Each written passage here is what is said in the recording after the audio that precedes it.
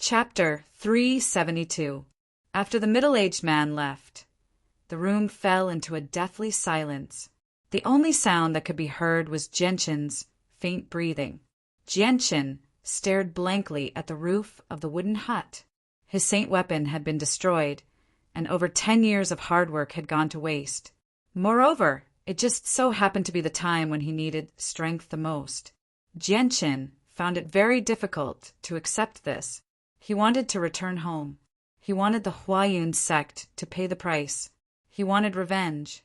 There were far too many things he had yet to do, and to do all of them he needed great strength. But now he had been reduced to a cripple. Moreover, it was said that he would never be able to cultivate Saint Force again. Even if he could cultivate again, who knew how long it would take for him to reach the level of an Earth Saint Master again? At this time, the kingdom of Jessen was facing a calamity. Whether or not Chanyang Prefecture could continue to exist was still unknown. He simply did not have the time to cultivate again. At this time, the closed door was opened again, and a plain-looking, honest-looking little fatty of about 20 years old walked in. He was wearing a simple cloth robe. The little fatty arrived by Gentian's side. Seeing Gentian open his eyes, his face immediately lit up with joy. He said, "Hey, you've finally woken up. You've been unconscious for many days." The depressed Gentian acted as if he did not hear the little fatty's words. His eyes continued to stare blankly at the roof of the wooden hut. Seeing Gentian's empty eyes, a trace of suspicion appeared on the little fatty's face. He raised his head to look at the roof of the wooden hut before waving his hand in front of Gentian's eyes. He said, "Hey, are you all right? Why do you keep staring at the roof? What's there to look at?" Gentian still did not reply. He didn't even bat an eyelid. The little fatty scratched his head and frowned. He murmured, "I heard my father say that you were supposed to be dead, but your soul didn't dissipate. Could it be that your soul was damaged? Don't tell me you've become stupid." The little fatty stretched out a pair of chubby hands, wanting to shake Gentian, as if to make Gentian come back to his senses. However, when he saw the terrifying wounds on Gentian's body, his hands suddenly stopped in midair. He muttered, "You're so heavily injured. If I move your body, it will definitely worsen your injuries." No, I can't do that." "Hey, are you okay? Did you hear what I said?" The little fatty's bright eyes stared unblinkingly at Gentian, full of hope. Gentian's eyes finally moved. He stared at the little fatty with a stupefied expression and asked softly, "Who are you?" "Haha, you've finally spoken. It seems you haven't become stupid. I thought something had happened to you." The little fatty immediately became happy and introduced himself. "Hello, I'm Xiao Tianyu. However, the people in the village call me Little Fatty, so you can call me that too." "Right. Do you still remember your name?" "My name is Gentian." Gentian said weakly. After he finished speaking, his somewhat empty eyes stared blankly at the ceiling again. "Wow, so you still remember your name. It seems you haven't become stupid. That's great." The little fatty immediately became excited, as if he was happy that Gentian had not become stupid. The little fatty quickly calmed down. He stared curiously at the hideous wounds on Gentian's body and asked, "Gentian, the wounds on your body are so scary. What kind of magical beast did you get bitten by? How about I ask my father to help you catch that magical beast? Don't worry, my father is very powerful. He will definitely catch that magical beast and avenge you." "Hey, why aren't you talking again? Why don't you like to talk? Hey, what's so good about the roof? Why do you keep staring at the roof? I built this little wooden house 2 years ago. Is there anything wrong with it? Hey, Gentian, say something. Don't you like to talk to others?" Then Gentian did not say a word and stared blankly at the roof. The little fatty was so anxious that he kept scratching his head and ears. "Tianyu," a voice rang out from behind. The middle-aged man who had left earlier had returned to the room. "Father, come get him. Why does he keep staring blankly at the roof? He clearly hasn't become stupid. The little fatty looked at the middle-aged man in a pleading manner. The middle-aged man said gently, "Tianyu, this little brother has suffered some trauma. He hasn't recovered yet. Let him calm down for a while." "Oh, so that's how it is. Father, I'll be going then." The little fatty left the wooden house. The middle-aged man arrived before Genshin and took out a round pill the size of a thumb. He said, "I know it's hard for you to accept the trauma right now. Don't think too much about it right now.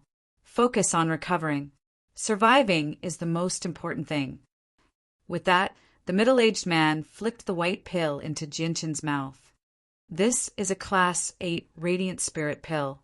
Although it can't completely heal your wounds, it can at least mend that huge hole in your chest. With that, the middle-aged man left.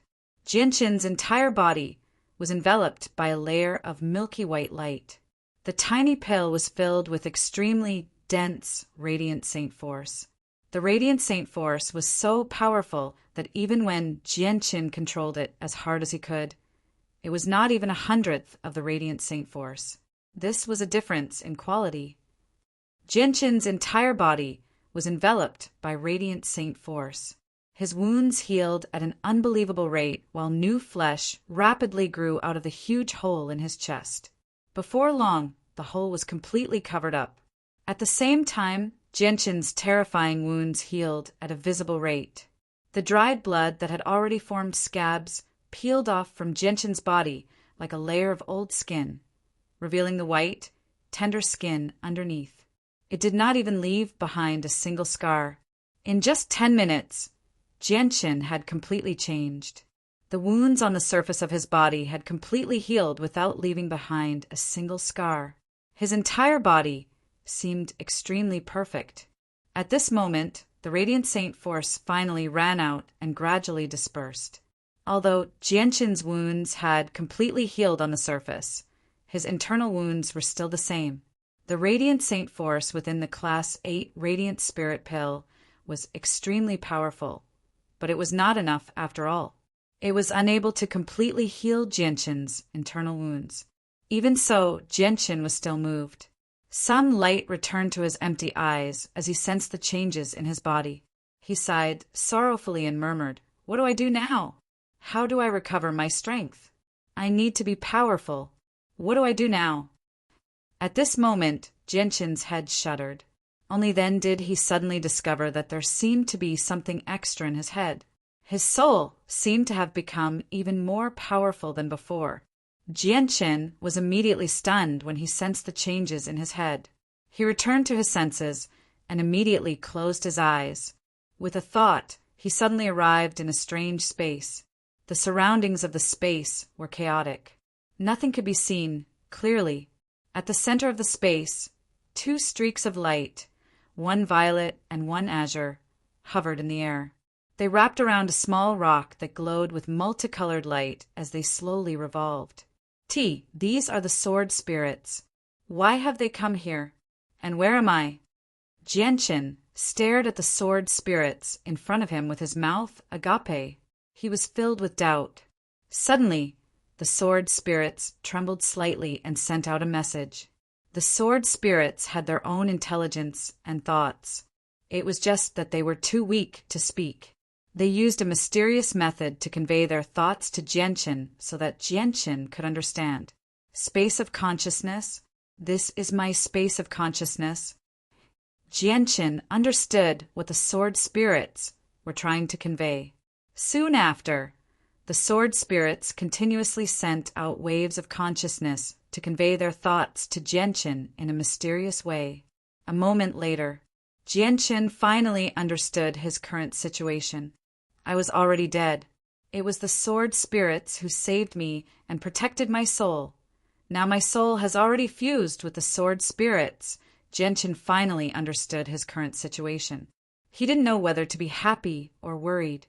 After communicating with the sword spirits, he understood that his soul had already fused with them and was living in a very special way.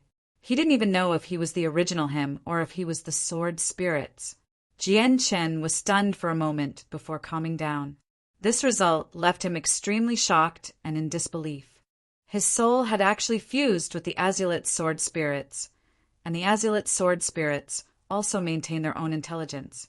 Although it was a fusion, the two still maintained their original thoughts. It was just that they existed in an extremely peculiar way. Just what is going on? How did it become like this? Jianqin muttered to himself in his space of consciousness. This kind of thing was just too mysterious to him. Another stream of consciousness was transmitted from the sword spirits. I'm still me. The Azulite sword spirits are still here. They've only used this method to save me and preserve my life, Jianqin murmured after understanding what the Azulite sword spirits were trying to say. He couldn't feel the flow of time in his space of consciousness at all. It was as if time had stopped. Jianqin didn't know how long he had been in there. Finally, he began to accept this reality and left the space of consciousness. When Jianqin opened his eyes again, the first thing that entered his vision was still the roof of the wooden hut. At this time, Jianqin truly noticed that his soul had become much stronger than before. He could even easily sense everything within 1,000 meters. Previously, he had been feeling down, so he didn't notice the changes in his soul. Chapter 373. My soul has actually become so powerful. Jianqin was surprised, but he was unable to become happy no matter what. His soul had become powerful, but it did not seem to have any other use aside from his senses. Suddenly, Jianqin's body trembled slightly. He immediately closed his eyes and entered the void, sensing the surroundings. At that moment, the various energies that filled the surroundings entered Jianqin's senses. At that moment, the world seemed to have become a world filled with colors in Jianqin's eyes. This was because he saw various colors floating in the surroundings. There was white that gave off a weak glow, black that gave off the power of darkness, red that gave off a faint warmth, yellow that gave off a heavy presence, blue that gave off a moist presence, and green that swam nimbly. Jianqin was actually stunned for a moment as he sensed the colors in the surroundings. He could actually sense the 6 elemental energies in the surroundings. So, clearly, this was impossible in the past. In the past, Jianqin could not sense any other elemental energies aside from radiant saint force. He could only sense pure energy of the world. But now, apart from radiant saint force, he could even clearly sense the other 5 elemental energies. He could not help but feel like he was dreaming. Is this an ability that comes from the fusion of my soul and the sword spirits? Jianqin thought to himself. That was the only explanation for the unbelievable scene before him right now. Jianqin slowly opened his eyes. He raised his right hand slightly and spread his fingers. Immediately, the temperature in Jianqin's room suddenly skyrocketed. Afterward, the space around Jianqin gradually became fiery red. Streaks of red light gathered toward his hands from all directions, forming a roaring sea of fire in front of his hand in the end. Jianqin stared at the sea of fire in front of his hand blankly. His eyes were filled with shock and disbelief. Although the raging sea of fire was very close to Jianqin's palm, Jianqin could not feel any heat. It was as if the flame was just an illusion and not real. Fire! Fire! Not good! Fire! Suddenly, an anxious shout came from outside. Jianqin was suddenly awakened. At this time, he suddenly realized that the small wooden house had begun to burn and was burning with raging flames. Jianqin was immediately stunned. The flames that had gathered in his hand disappeared as well. He had actually forgotten that the fire resistance of the wooden hut was extremely poor. Bang! The wooden door of the cabin was kicked open, and a little fatty in coarse clothes rushed in from the outside, shouting, "Oh no, it's on fire! It's on fire! The cabin is on fire! Jianqin, run!" As he spoke, little fatty rushed to the bed as if he was flying. He grabbed Jianqin and rushed out of the wooden house. The small wooden house was quickly engulfed by the fire, and billowing black smoke floated in the sky. Put out the fire, water. Quickly go and find water." Shouts came from afar, and more than 10 villagers in coarse clothes ran from afar, holding large water tanks in their hands. Jianyu, what happened? Why is the cabin on fire? At this time, little Fatty's father came and looked at the cabin engulfed by the sea of fire. Little Fatty cried and looked at the middle-aged man pitifully. His face was full of innocence. Father, I don't know. I don't know. How did the house catch fire? I don't remember there being any fire in the house. Where did the fire come from? Hearing this, the middle-aged man glanced at Genshin and said nothing. His face was very calm. Little Fatty's expression changed, as if he thought of something. He looked at Genshin in his arms and exclaimed, Heavens, Genshin, don't tell me you took it too hard. Genshin broke away from little Fatty's arms and stood on the ground with great difficulty. Although the injuries on his body had healed, the internal injuries were still very serious. As long as he used a little strength, it would bring him great pain. I'm really sorry, I didn't do it on purpose.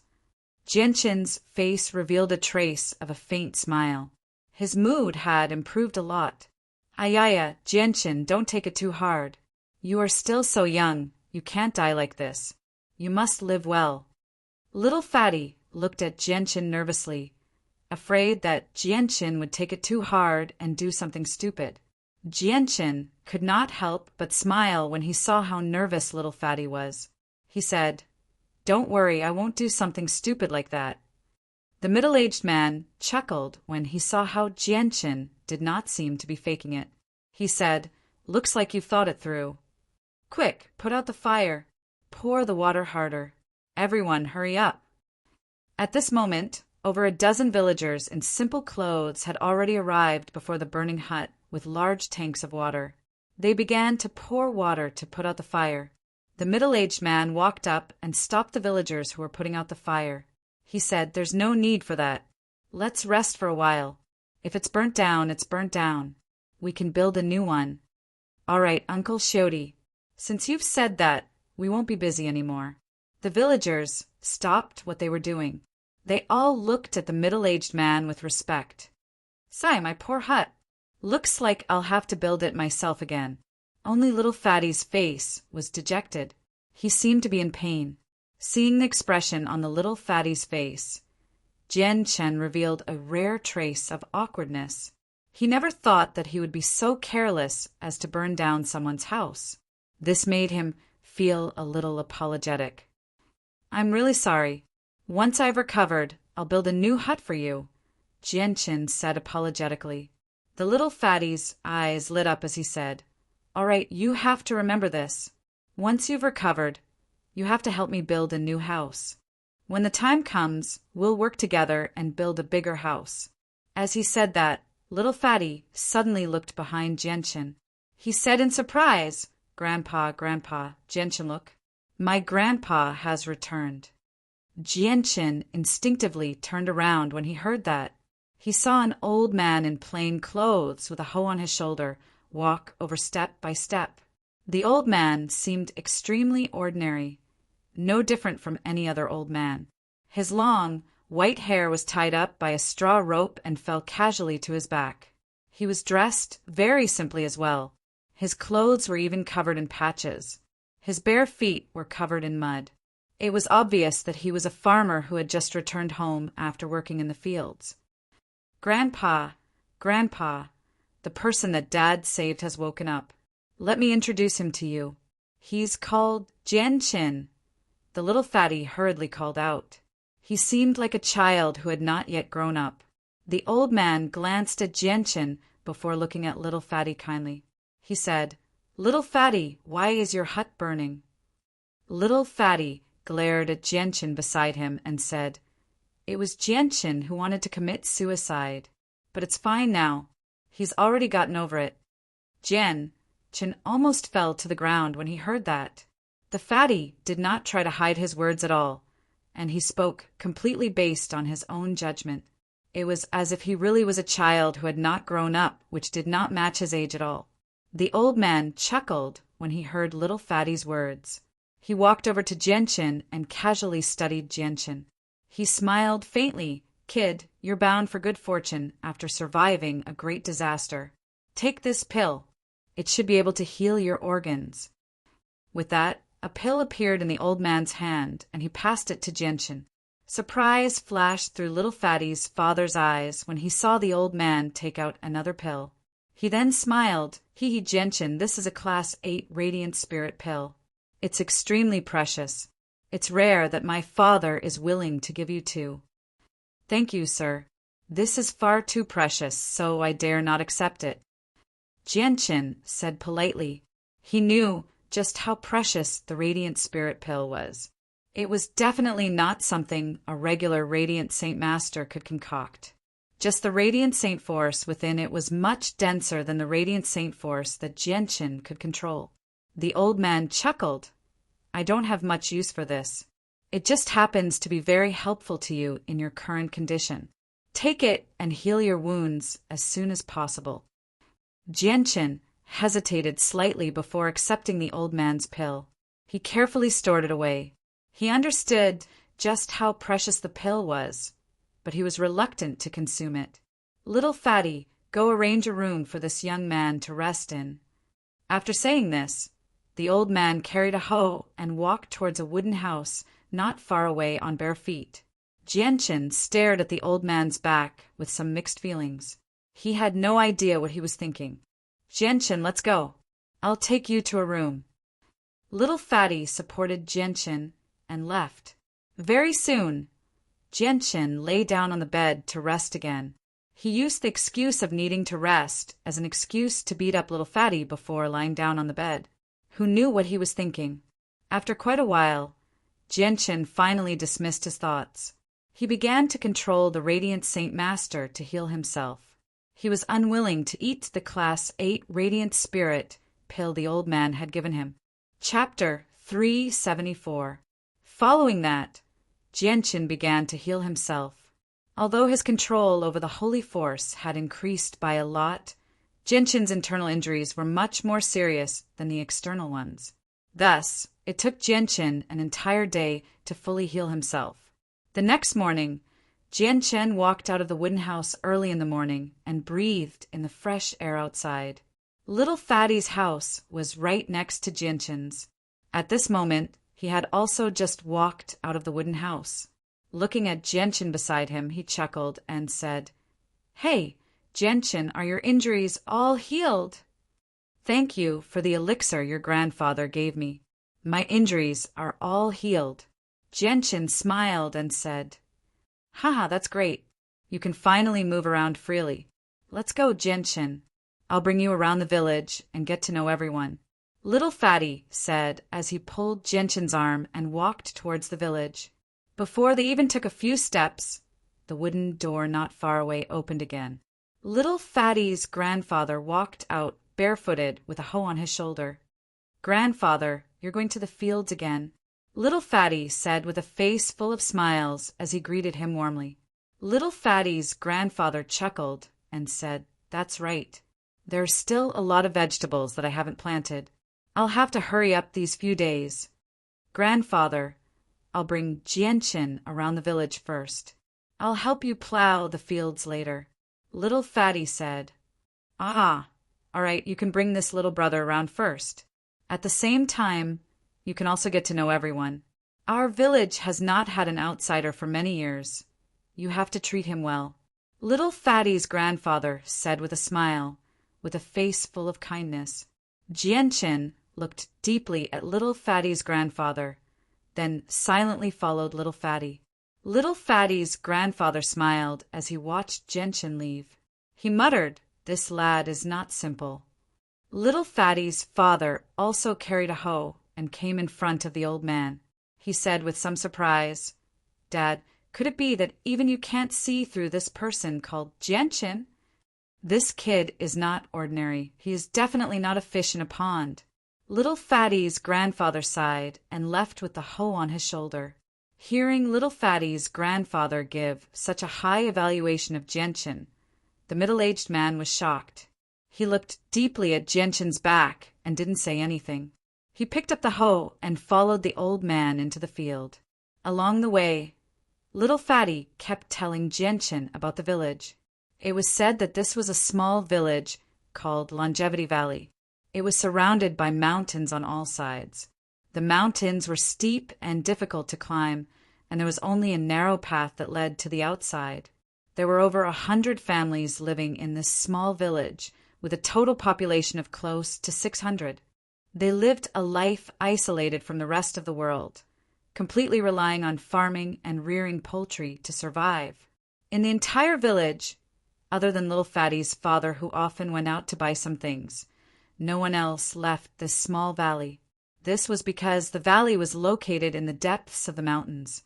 It was connected to the largest mountain range on the Tianyuan continent, the Cross Mountain Range.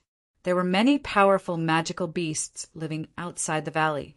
The shortest path to the outside world was over 1,000 kilometers. Not only was the journey long, it was also extremely dangerous. Almost all of the villagers would die. Even if the villagers wanted to leave, they would not be able to do so. Little Fatty, your dad, must be very powerful to be able to pass through the mountains to the outside world. Jianchen casually asked, "Of course, my father is very powerful. Not only did he teach the entire village martial arts, he also often caught some ferocious magical beasts and gave them to everyone in the village. Everyone in the village worships my father." Little Fatty said with a face full of pride, "Since your dad is so powerful, your grandfather must be even more powerful, right?" Jianchen asked again, "I don't know about that, but my grandfather doesn't seem to be very powerful. Aside from fishing, all he does is farm. He has never caught a magical beast before. However, he is the chief of this village." "My dad listens to my grandfather," Little Fatty said. "Then have you ever been to the outside world?" Jianchen asked. "No." Little Fatty shook his head and said, "Since I was young, I grew up in this village and have never gone out. However, I heard my dad say that the outside world is very big and very exciting. Originally, my dad wanted to bring me to the outside world to have a look, but he was stopped by my grandfather. He even scolded my dad, saying that the outside world is not suitable for me, and did not want me to participate in it. From then on, my dad never mentioned this matter to me again." As he said this, Little Fatty's eyes suddenly lit up. He stared at Jianchen without blinking and asked, "Jianchen, did you come from the outside world? Is the outside world really big and exciting? Quickly tell me, is the outside world really as exciting as my dad said?" Jianchen nodded slightly and said, "That's right, the outside world is indeed very big. It is so big that it is beyond your imagination. However, it is also very cruel. If you want to survive there, you must have strong strength. Little Fatty, do you want to go to the outside world to have a look?" "Of course, I want to go to the outside world almost every day. I want to see what the outside world is like." As he said this, Little Fatty suddenly became alert. He stared at Jianchen with a serious face and said softly, "Jianchen, you must not tell my grandfather what I said. Otherwise, my grandfather will be angry." Jianchen looked at Little Fatty with a serious face and said, "Little Fatty, if you really want to go to the outside world, you must first convince your grandfather." "No, no, my grandfather will be angry." "Jianchen, you must not say such things. Although my grandfather is usually very gentle, but when he is angry, even my dad is afraid." Little Fatty immediately became nervous, as if he was very afraid of his grandfather. "Okay, I promise you I will not say such things." Seeing Little Fatty so nervous, Jianchen did not want him to worry. Little Fatty heaved a sigh of relief and said, "Jianchen, you are still the best. If only you were my grandfather, then I would be able to go to the outside world to have a look." Hearing this, Jianchen staggered and almost fell to the ground. Following this, Little Fatty brought Jianchen to visit the entire village. He introduced many people of the same age to Jianchen. Among them were many young girls, but all of their appearances were rather ordinary. When they saw Jianchen's handsome and resolute face, their hearts immediately began to beat like a little deer. Following this, Their small faces also became bright red. Jianshin's face was simply the killer of all the young girls in the world, not to mention a group of mountain girls who had not seen much of the world. Jianshin was brought around the entire village by Little Fatty before finally finding an opportunity to separate from Little Fatty. Afterwards, he impatiently walked out of the village by himself. Very quickly, Jianshin used the only path out of the village and arrived in an ancient mountain range. Right now, he needed to understand the situation of his body as soon as possible. This was because he had a feeling that although he had lost his saint weapon, this did not seem to be too bad of a thing. Jianshin arrived before a small hill and sat down cross-legged. He calmed himself and began to wander the world. Immediately, with him as the center, the scene within 1,000 meters was projected into Jianshin's mind. Even if it was a blind spot, Jianshin could clearly sense it. At this moment, everything within 1,000 meters was no longer a secret to Jianshin. Even the ants crawling several hundred meters away could be clearly seen by Jianshin. The records of the Azulite sword manual immediately appeared in Jianshin's mind. He understood that his current ability seemed to be something called divine sense. Jianshin continued to increase the strength of his divine sense.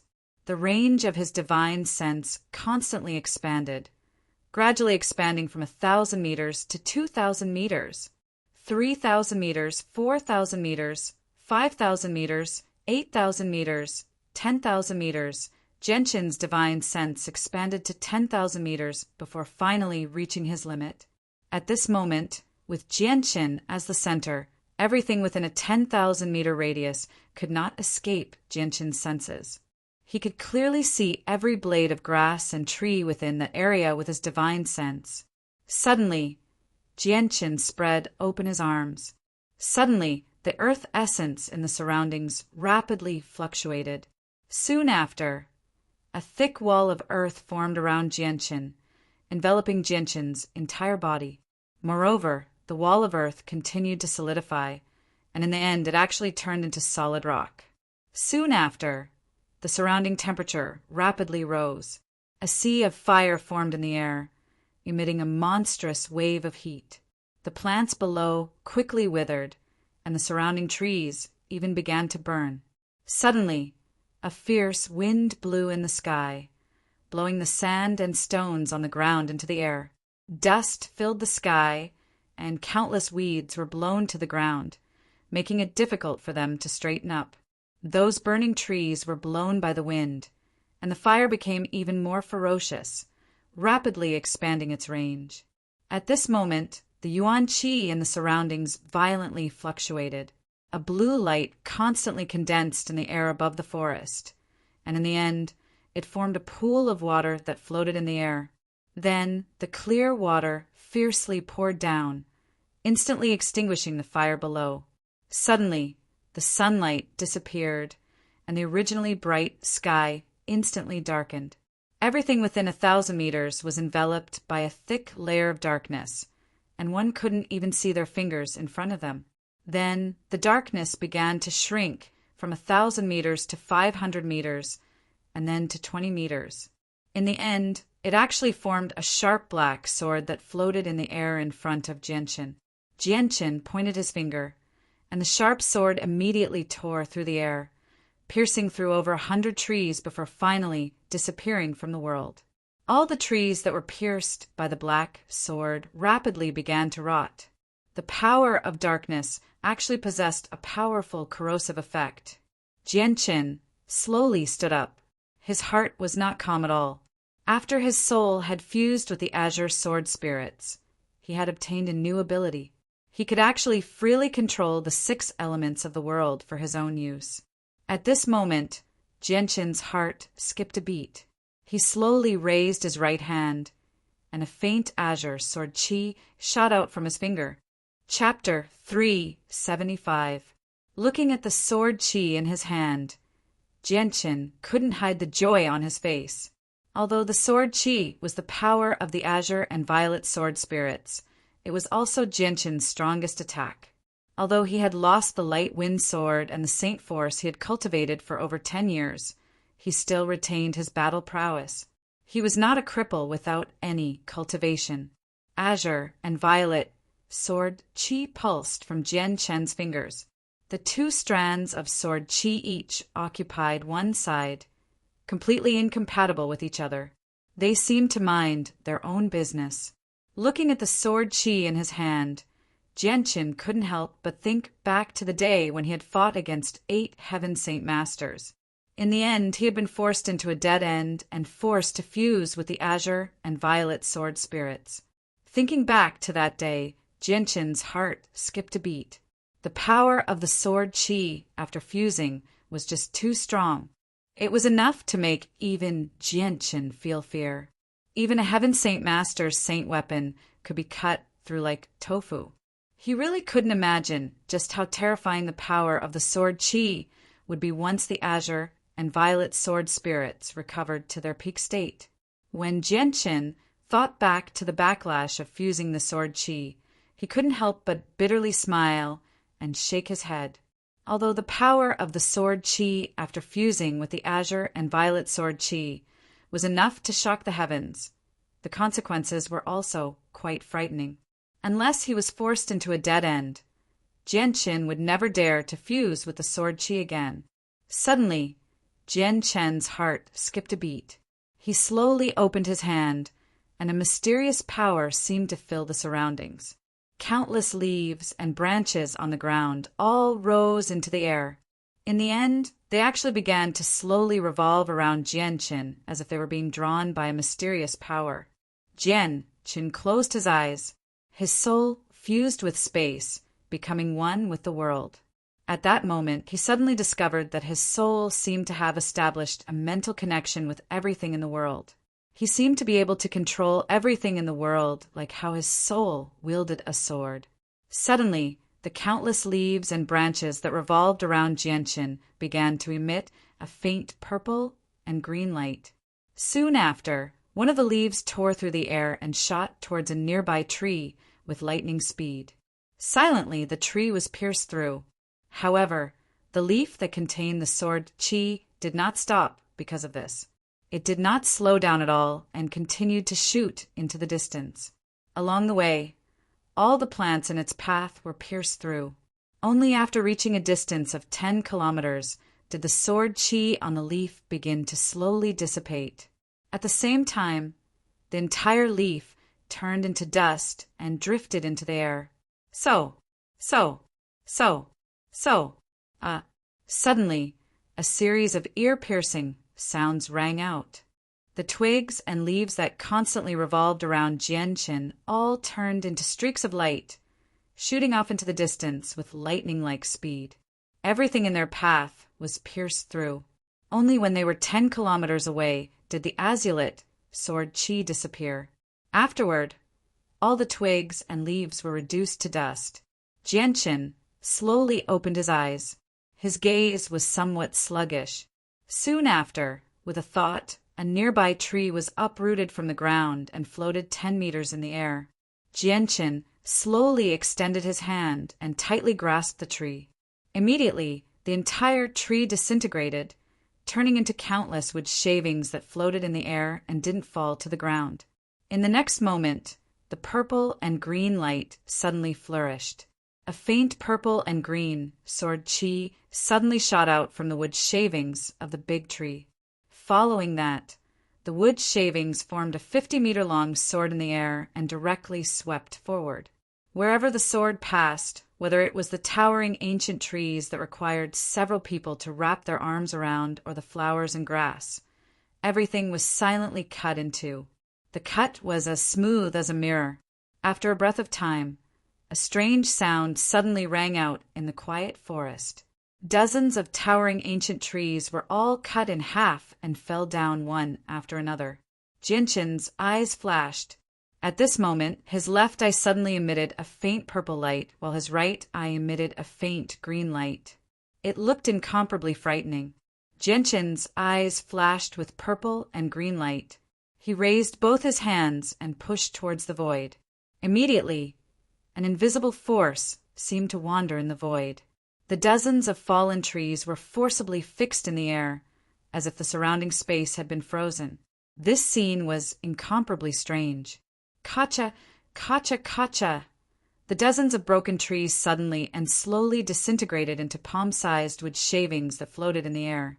Each piece of wood emitted a faint purple and green light. The purple and green light in Gentian's eyes slowly faded away. He stared blankly at everything in the air. His eyes were filled with disbelief and a trace of bewilderment. Then he slowly lowered his hands. As his hands fell, the purple and green sword chi emitted from the wood shavings in the air also slowly disappeared. Soon after, all the wood shavings turned into powder and fell to the ground. Jianqin blankly stood in place without moving. The changes that had happened to his body were something that he couldn't accept in a short period of time. Now he could actually control everything in the world with his thoughts. Moreover, everything under his control could be imbued with purple and green sword chi according to his thoughts. Right now, the purple and green sword chi seemed to have become a part of Jianqin's body and could be used at will. In the past, although Jianqin could use the purple and green sword chi, whenever he used the sword manipulation technique to control the light wind sword, the purple and green sword chi would no longer be able to reach the light wind sword. But now, this disadvantage no longer existed. As long as it was within his range of control, he could use the purple and green sword chi on anything under his control. Did the purple and green sword spirits bestow this ability upon me? Jianqin constantly asked himself. Ever since his soul had fused with the purple and green sword spirits, he felt that his soul had undergone a great change. Not only was it much stronger than before, it had also gained many inconceivable abilities. He could even use his thoughts to control everything in the world. Jianqin continued to walk away from Longevity Valley. Right now, he urgently wanted to find a magical beast to test his current strength. Longevity Valley was located in the depths of the 10,000 mountain range. Although there were very few magical beasts in this area, each one of them was incomparably strong. The weakest among them was a Class 5 magical beast. Jianshan walked for 20 kilometers before finally meeting a magical beast that was not weak. It was a Class 5 magical beast that looked like a beetle. Its name was Iron Beetle. When the Iron Beetle discovered Jianshan, it immediately let out a roar and flapped its wings as it charged towards Jianshan. Jianshan lightly waved his finger, and a half-meter-long weed flew up from the ground. It carried a faint purple and green sword chi as it shot towards the Iron Beetle's head. Pooh! With a light sound, the half-meter-long weed pierced through the Iron Beetle's head like a hot knife through butter. It then came out from behind the Iron Beetle and disappeared into the depths of the forest. The Iron Beetle didn't even make a sound as its body fell to the ground. The inertia of its charge caused its huge body to slide on the ground for more than 10 meters before it came to a stop. A powerful magical beast of the 5th rank died, just like that. Jianshan took a deep breath and slowly calmed his surging emotions. His eyes were filled with joy. Jianshan lightly waved his right hand, and several more weeds flew up from the ground. They carried faint purple and green sword chi as they shot into the Iron Beetle's body, creating a fist-sized hole in its body. Jianshan then extended his right hand and made a grabbing motion. A Class 5 magical beast core that was stained with blood flew out of the Iron Beetle's body and into Jianshan's hand. Jianshan continued forward. After another 10 kilometers, 4 red wolves covered in red fur appeared around Jianshan, trapping him in the center. The 4 red wolves were all Class 5 magical beasts and possessed a certain level of intelligence. Afterwards, the weeds in the surroundings trembled and several dozen red wolves appeared, trapping Jianshan in the center. They were smaller than the first 4 red wolves and were all Class 4 magical beasts. Jianshan calmly looked at the red wolves that had surrounded him. He slowly raised his right hand and calmly pointed at a large tree beside him. Suddenly, the tree exploded and countless pieces of wood carrying faint purple and green sword chi shot towards the red wolves like meteors. The The several dozen red wolves that were only class 4 magical beasts were unable to resist at all and were riddled with holes by the sword chi.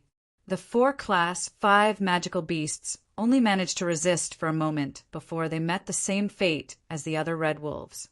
Their bodies were riddled with holes and they constantly howled in pain.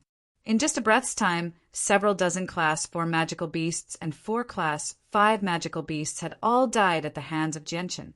This kind of glorious result was something that Genshin would never have been able to achieve even if he was at his peak state. Genshin once again took a deep breath and roughly estimated his current strength. Although he had lost the light wind sword and Saint Force, he had gained a new ability. Not only could he sense the 6 elements in the world, but he could also freely use the sword chi. In addition to these, he also had an even more terrifying ability, which was the ability to control everything in the world. As long as he was within the range of his divine sense, even the most inanimate objects would not be able to escape from Genshin's control. From a certain point of view, Genshin's strength had not decreased in the slightest. In fact, it had increased by a lot. At the very least, with this ability, even a group of class 5 magical beasts would not be able to pose a threat to him. Without destruction, there can be no construction. After experiencing a life and death calamity, Genshin had also undergone a transformation. From then on, he had embarked on a different path of cultivation. His strength had also broken away from the Tianyuan continent's hierarchy and was no longer judged by the strength of his Saint Force. Chapter 376. After going through this test, Genshin had a better understanding of his current strength. With a wave of his hand, several hundred stalks of grass around him were uprooted, breaking open the abdomen of the several dozen red wolves. Using his powerful will, he sucked out several dozen class 4 monster cores and 4 class 5 monster cores. He then took off his clothes and wrapped the several dozen monster cores on his back. After taking the several dozen class 5 monster cores, Genshin didn't want to stay in the forest for too long. He turned around and headed back to Longevity Valley. Right now, he needed some time to calm down and properly digest the changes he had just undergone.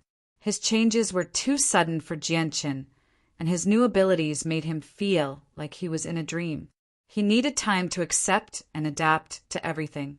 Awoo! Suddenly, a wolf's howl rang out from the distance. The sound shook the sky, causing the entire forest to tremble slightly. Genshin's figure slightly paused, and his face suddenly became serious. He slowly turned around and looked behind him with a serious expression. His soul covered an area of 10 li, and he could clearly see a huge blood-red wolf that was 10 meters long and 3 meters tall charging in his direction. Genshin didn't run away.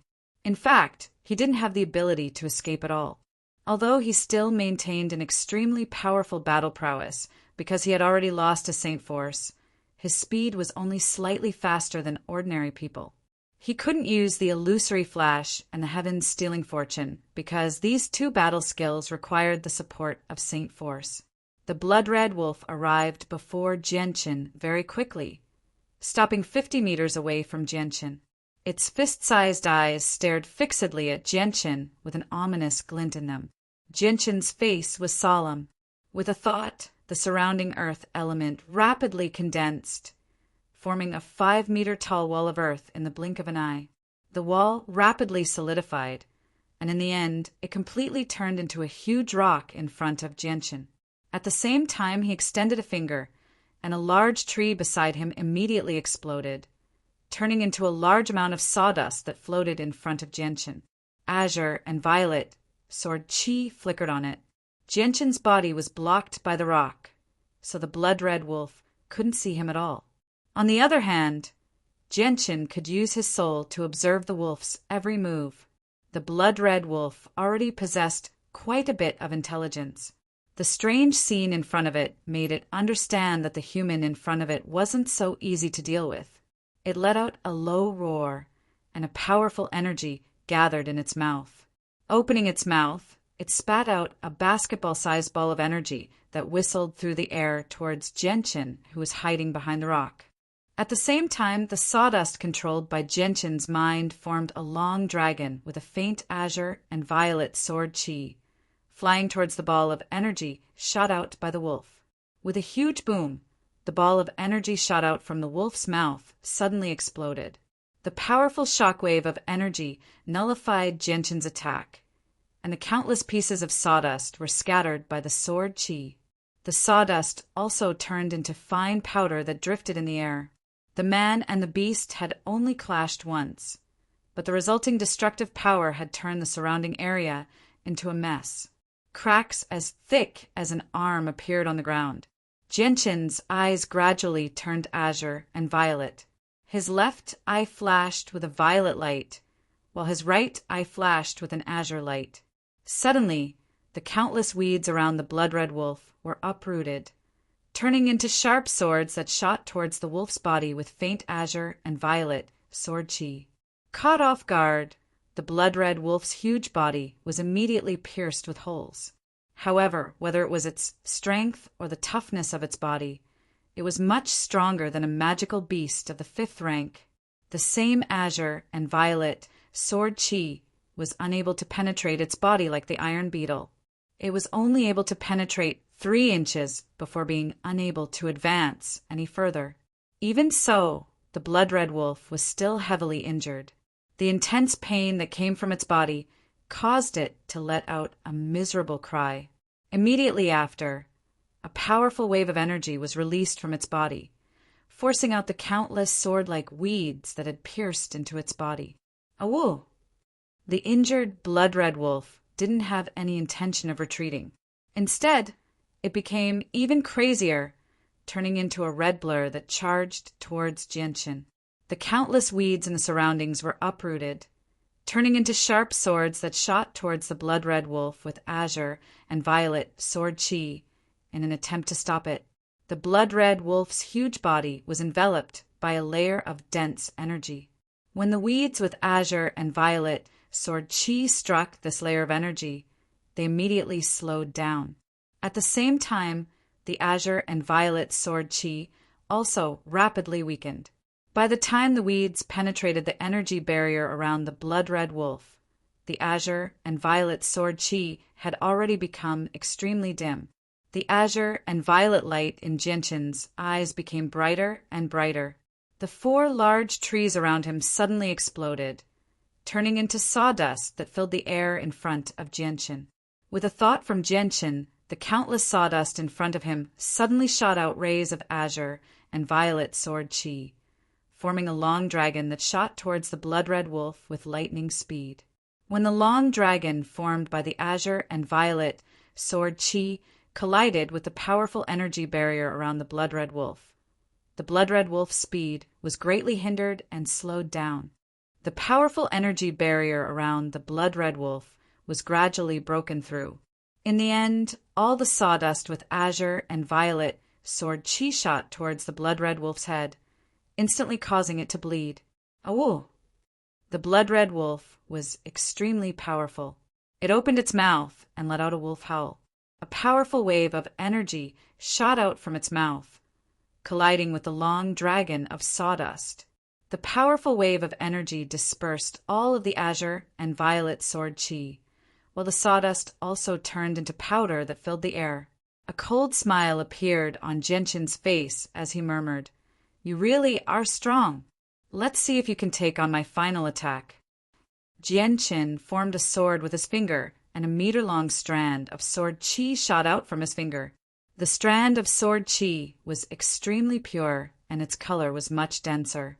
It was not the faint strand of sword chi that had been attached to the wood shavings. Instead, it was the origin energy of the sword spirits. With a shake of his hand, the origin energy of the sword spirits turned into a bolt of lightning and shot towards the blood-red wolf. The blood-red wolf seemed to know the power of the azure and violet sword chi, so it used its 2 sharp claws to grab at the sword chi. However, when its claws came into contact with the origin energy of the sword spirits, they immediately broke in 2. In that instant, a trace of panic and shock flashed through the wolf's eyes. It was a pity that the azure and violet sword chi was just too close to it. It was unable to dodge at all. In the end, the origin energy of the azure and violet sword chi directly pierced through the wolf's head. The blood-red wolf let out a miserable cry. The soul in its head had been destroyed by the sword spirits, and its huge body collapsed to the ground. Looking at the blood-red wolf that had already lost all signs of life, Jianchen let out a sigh of relief. After this battle, he had finally determined the level of his current strength.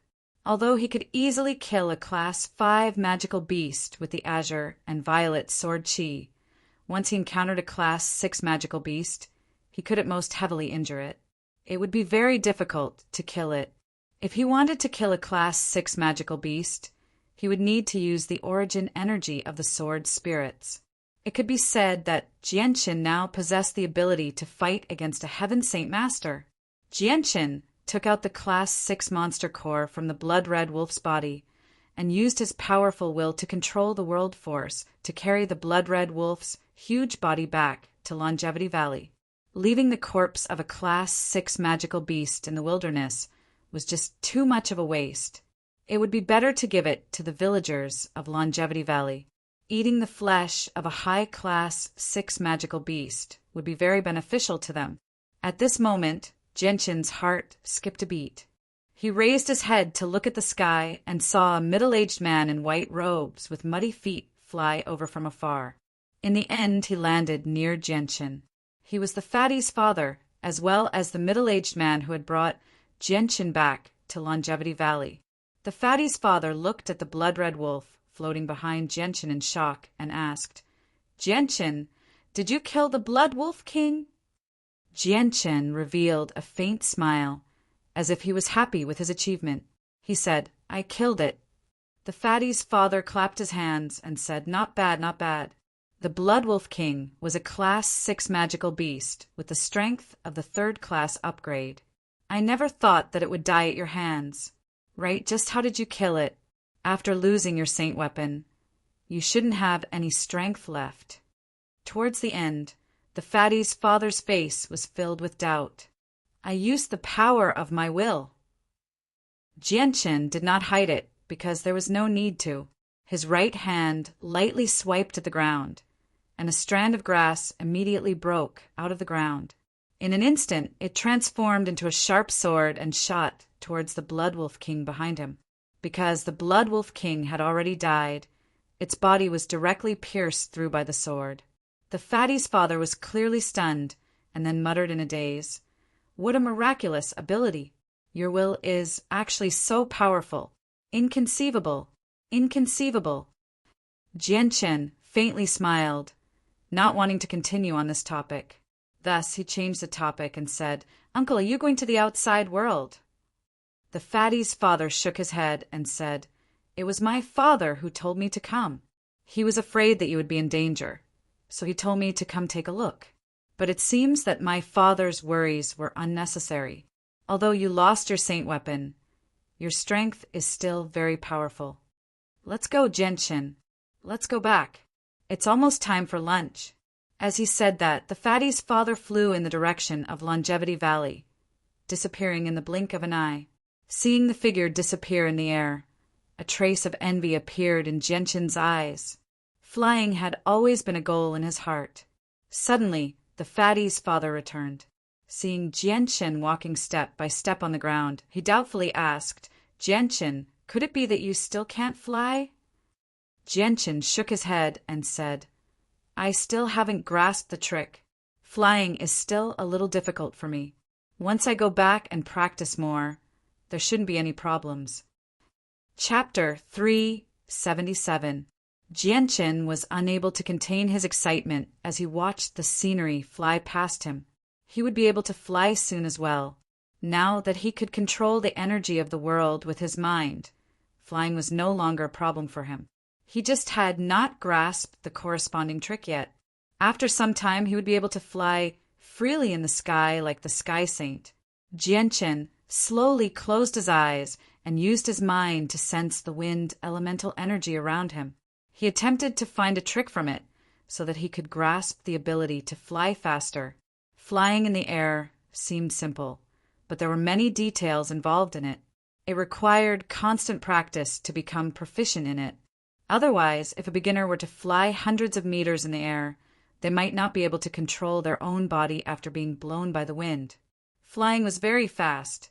Before long, little Fatty's father had brought Jianshin back to Longevity Valley. It was currently noon, and smoke curled into the air above the village. The smoke was like mist drifting with the wind. Many burly men were busy outside the village. Little Fatty's father did not hide anything. He used the force of the world to carry Jianshin and the huge Bloodwolf King to the center of the village before slowly landing. "Hi, Shomi is back." Shomi went out to catch another magical beast of this size. "Haha, we can't even finish the meat in our village now. Who knows how long it'll take to eat such a large wolf?" Sigh. "Shomi always goes out to hunt some fierce beasts for our village. He's made a great contribution to our village." All of the villagers came forward and looked at little Fatty's father with respect and worship from the bottom of their hearts. As for little Fatty's father's return, they were already used to it. Thus, there was not a single trace of surprise in their eyes. Little Fatty's father chuckled and warmly greeted the villagers. He did not put on any airs as a heaven saint master at all. He seemed extremely amiable. "Shomi, you really are amazing. Such a big wolf must be very powerful. You actually killed it so easily," a burly man said with a smile. Little Fatty's father shook his head and said, "Everyone is mistaken. This magical beast is not." Just as little Fatty's father said this, he was interrupted by Jianshin and said, "Uncle, let's quickly distribute this Blood Wolf King. While it is still fresh, we should quickly cook it. This way, it will taste even better." Little Fatty's father laughed and said, "Good, good, good. Dezhuang, get a few more strong people to skin this Blood Wolf King and then share the meat with everyone." "Okay." The big man shouted happily and immediately went to gather the people. "Wow, Dad, you caught such a big magical beast again." A familiar voice sounded from afar. Little Fatty, whose feet were covered in mud, carried a hoe on his shoulder and came back from the fields with his grandfather. Little Fatty's father did not explain anything. After greeting everyone, he brought Jianshin back to his room to eat. All the food was prepared by little Fatty's mother. She looked to be in her 30s and was extremely beautiful. She had a noble aura about her, as though she was born in a large family. Although she was dressed normally, it could not hide her unique aura. With one look, one could tell that she was not someone who grew up in a village. Jianshin and little Fatty's family of 4 sat around a round table and ate lunch. The food was extremely simple, almost all of it being vegetables that they had grown themselves. Little Fatty's grandfather looked deeply at Jianshin and said with a smile, "Kid, come with me to the cornfields in the afternoon. There is still a large piece of land there that needs to be cultivated. Grandpa, Jianshin's injuries have just healed. How can you make him work? Once my father and I finish planting the vegetables, we'll go help you." Little Fatty's tone was somewhat resentful. It was obvious that he was very dissatisfied with his grandfather asking Jianshin to cultivate the fields. When he heard little Fatty's grandfather ask him to cultivate the fields, Jianshin's face revealed a trace of surprise. But he immediately let it go and said, "Okay, but I have never cultivated the fields before. If there is anything I don't understand, I hope that Senior can give me some pointers." Jianshin knew that little Fatty's grandfather was a hidden expert. Although he did not know why he lived such a secluded life, Jianshin would not waste the opportunity to get close to little Fatty's grandfather. "No need to call me Senior. My surname is Xiao. I am the village chief of this village. You can call me Village Chief Xiao or Uncle Xiao." Little Fatty's grandfather was amiable, his face full of kindness. After lunch, Jianshin was immediately called away by Uncle Xiao. The two of them, one old and one young, each carried a large hoe on their shoulders and walked towards the corn fields in the distance. Jianshin looked at the hoe on his shoulder and could not help but reveal a trace of a bitter smile. Do you think that your status is so high that carrying a hoe on your shoulder will only lower your status? Little Fatty's grandfather's face had already lost its amiable appearance. He looked ahead and said expressionlessly, perhaps his kind side would only be shown in front of his own village. Uncle Xiao, don't misunderstand. I don't have such thoughts. It's just that this is the first time I'm carrying a hoe. It's very novel, Jianqin hurriedly explained. And that's good. No matter how powerful you are or how high your status is, you must not lose your own heart. A person's heart is the most important. Having a kind and benevolent heart will help you reach the peak. You must remember this point in your heart. Otherwise, even if your talent is peerless and you have endless fortuitous encounters, your final achievements will be very limited. Uncle Xiao lightly said, "This junior will definitely remember." Jianqin humbly asked for guidance. Uncle Xiao carried the hoe on his shoulder and walked barefooted into the fields. He continued, "I know that you may not necessarily not understand what I mean. Do you know that all saint rulers on the Tianyuan continent choose to live in seclusion and rarely move about in the outside world?" Jianqin pondered with furrowed brows. He said, this junior originally thought that people at that level of strength had basically transcended the secular world, breaking away from the temptation of money and authority. That's why they rarely move about on the Tianyuan continent. Now that I've heard Uncle Xiao's words, the situation seems to be completely different. Is that so? That's right. The situation isn't what you've imagined because all saint rulers have comprehended the mysteries of the world. As they gain great strength, they're bound by the world as well, said Jianqin.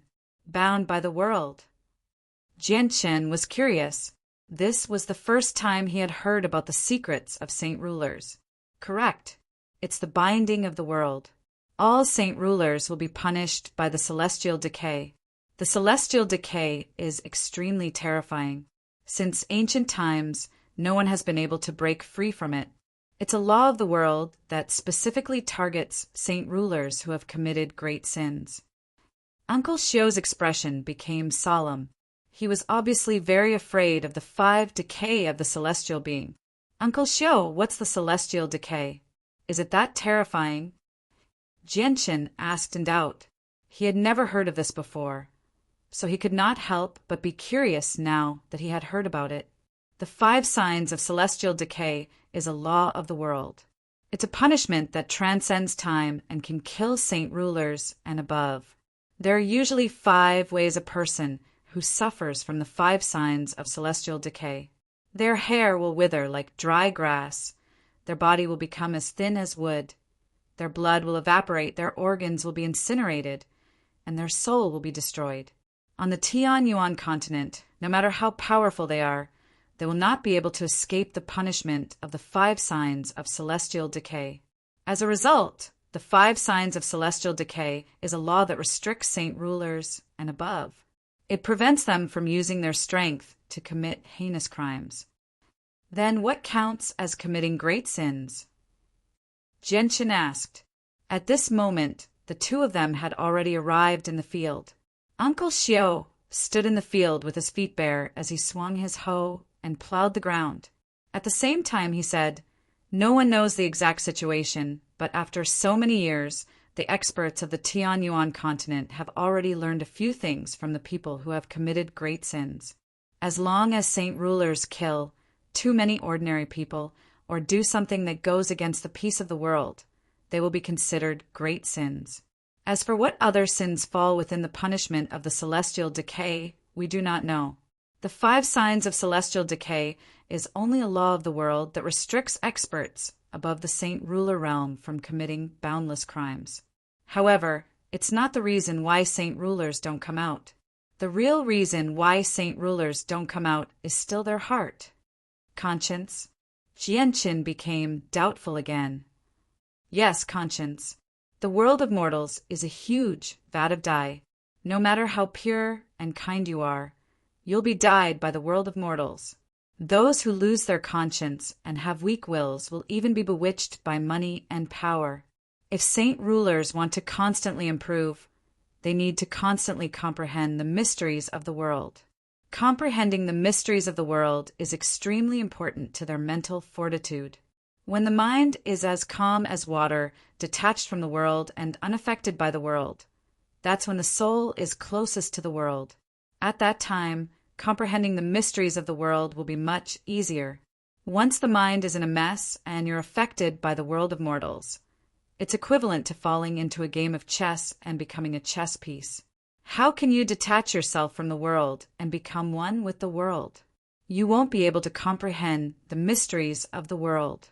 If you can't jump out and recover your conscience, you won't be able to make any progress in your life. Uncle Xiao nonchalantly explained to Jianqin as he dug up the ground with his hoe. Jianqin remained speechless for quite some time after hearing that. He constantly thought about everything Uncle Xiao had said.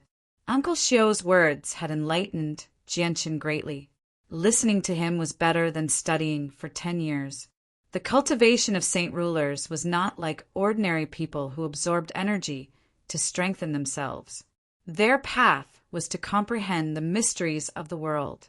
Chapter 378. Uncle Xiao, thank you for your teachings. Junior will definitely remember them. Jianqin said, but he was muttering in his heart. It was easier said than done to transcend the world. He was only in his 20s, and there were still many things he needed to do. There was still a blood feud to be avenged, and he had yet to enjoy the warmth of a family. How could he transcend the world like those old people who had experienced the vicissitudes of life? It was obviously impossible for a young man in his 20s to achieve such a feat, and it's good that you can keep it in mind. I know that it's impossible for you to do all of this right now, but you must remember, don't lose your heart. Don't be blinded by hatred, money, and power. Uncle Xiao said in an indifferent tone as he continuously waved his hoe to turn the soil. Junior understands. Jianqin was like a humble apprentice who was listening to his teacher's teachings. After digging up the soil, Uncle Xiao suddenly stopped and turned to look at Jianqin. He asked, "Young man, can you display your current abilities and satisfy my curiosity? I already know about your battle with the Bloodwolf King, but I've never seen an ability like yours in my entire life." Hearing this, Jianqin was slightly surprised. He never thought that even though he was dozens of kilometers away from Longevity Valley, his every action would still be under Uncle Xiao's surveillance. However, when he thought of Uncle Xiao's unfathomable strength, he immediately felt relieved. Junior has only just obtained these abilities, so I still don't fully understand them. I hope that Uncle Xiao can give me some pointers. With that, a resplendent light suddenly flashed through Jianqin's calm eyes. With a thought, the dirt on the ground seemed to be supported by a mysterious power, slowly rising from the ground. Afterwards, it flickered with faint azure and violet sword chi as it shot towards Uncle Xiao, like it was flying towards a flame. Jianqin did not hold back in the slightest, and used his full strength. However, when the soil with the sword chi was 1 meter away from Uncle Xiao's body, it was unable to advance any further. A trace of astonishment appeared in Uncle Xiao's eyes as he muttered, "It really is a very strange ability. I can feel that the azure and purple light from the soil contains quite a bit of offensive power. I've never seen or heard of this kind of power before. Just what kind of power is this?" Uncle Xiao didn't seem to do anything as he spoke, but the soil in front of him that was imbued with sword chi dissipated into thin air. Not even a speck of dust fell. Jianqin was shocked. Uncle Xiao's strength had already reached a level that Jianqin could not comprehend. Just this move alone was enough to make Jianqin's heart tremble. The light in Jianqin's eyes flickered. At that moment, some of his eyes turned a strange purple, while others turned a strange azure. Countless amounts of soil and weeds on the ground floated into the air, forming several dragons that wrapped around Uncle Xiao. Afterwards, they shot towards him with the azure sword chi. Uncle Xiao faintly smiled and said, "Kid, your ability really is very strange." Although saint rulers who have comprehended the mysteries of the world can control objects with their minds, they do not have this azure light. This azure light can only pose a certain threat to heaven's saint masters. If you want to use it to test my strength, it is far from enough. As soon as Uncle Xiao finished speaking, the dragons in the sky disappeared once more. They had completely disappeared without a trace, not even leaving behind a single speck of dust. Jian Chen's expression immediately changed, but he did not give up. An azure violet light flickered in his eyes as a strand of pure azure violet sword qi shot out from his right hand, forming a meter-long streak of light. At that moment, Jian Chen had used the origin energy of the azure violet sword qi. With a flash of violet light, Jian Chen stabbed the sword condensed from the origin energy of the azure and azulate sword qi towards the old man. Uncle Xiao immediately stopped swinging his hoe.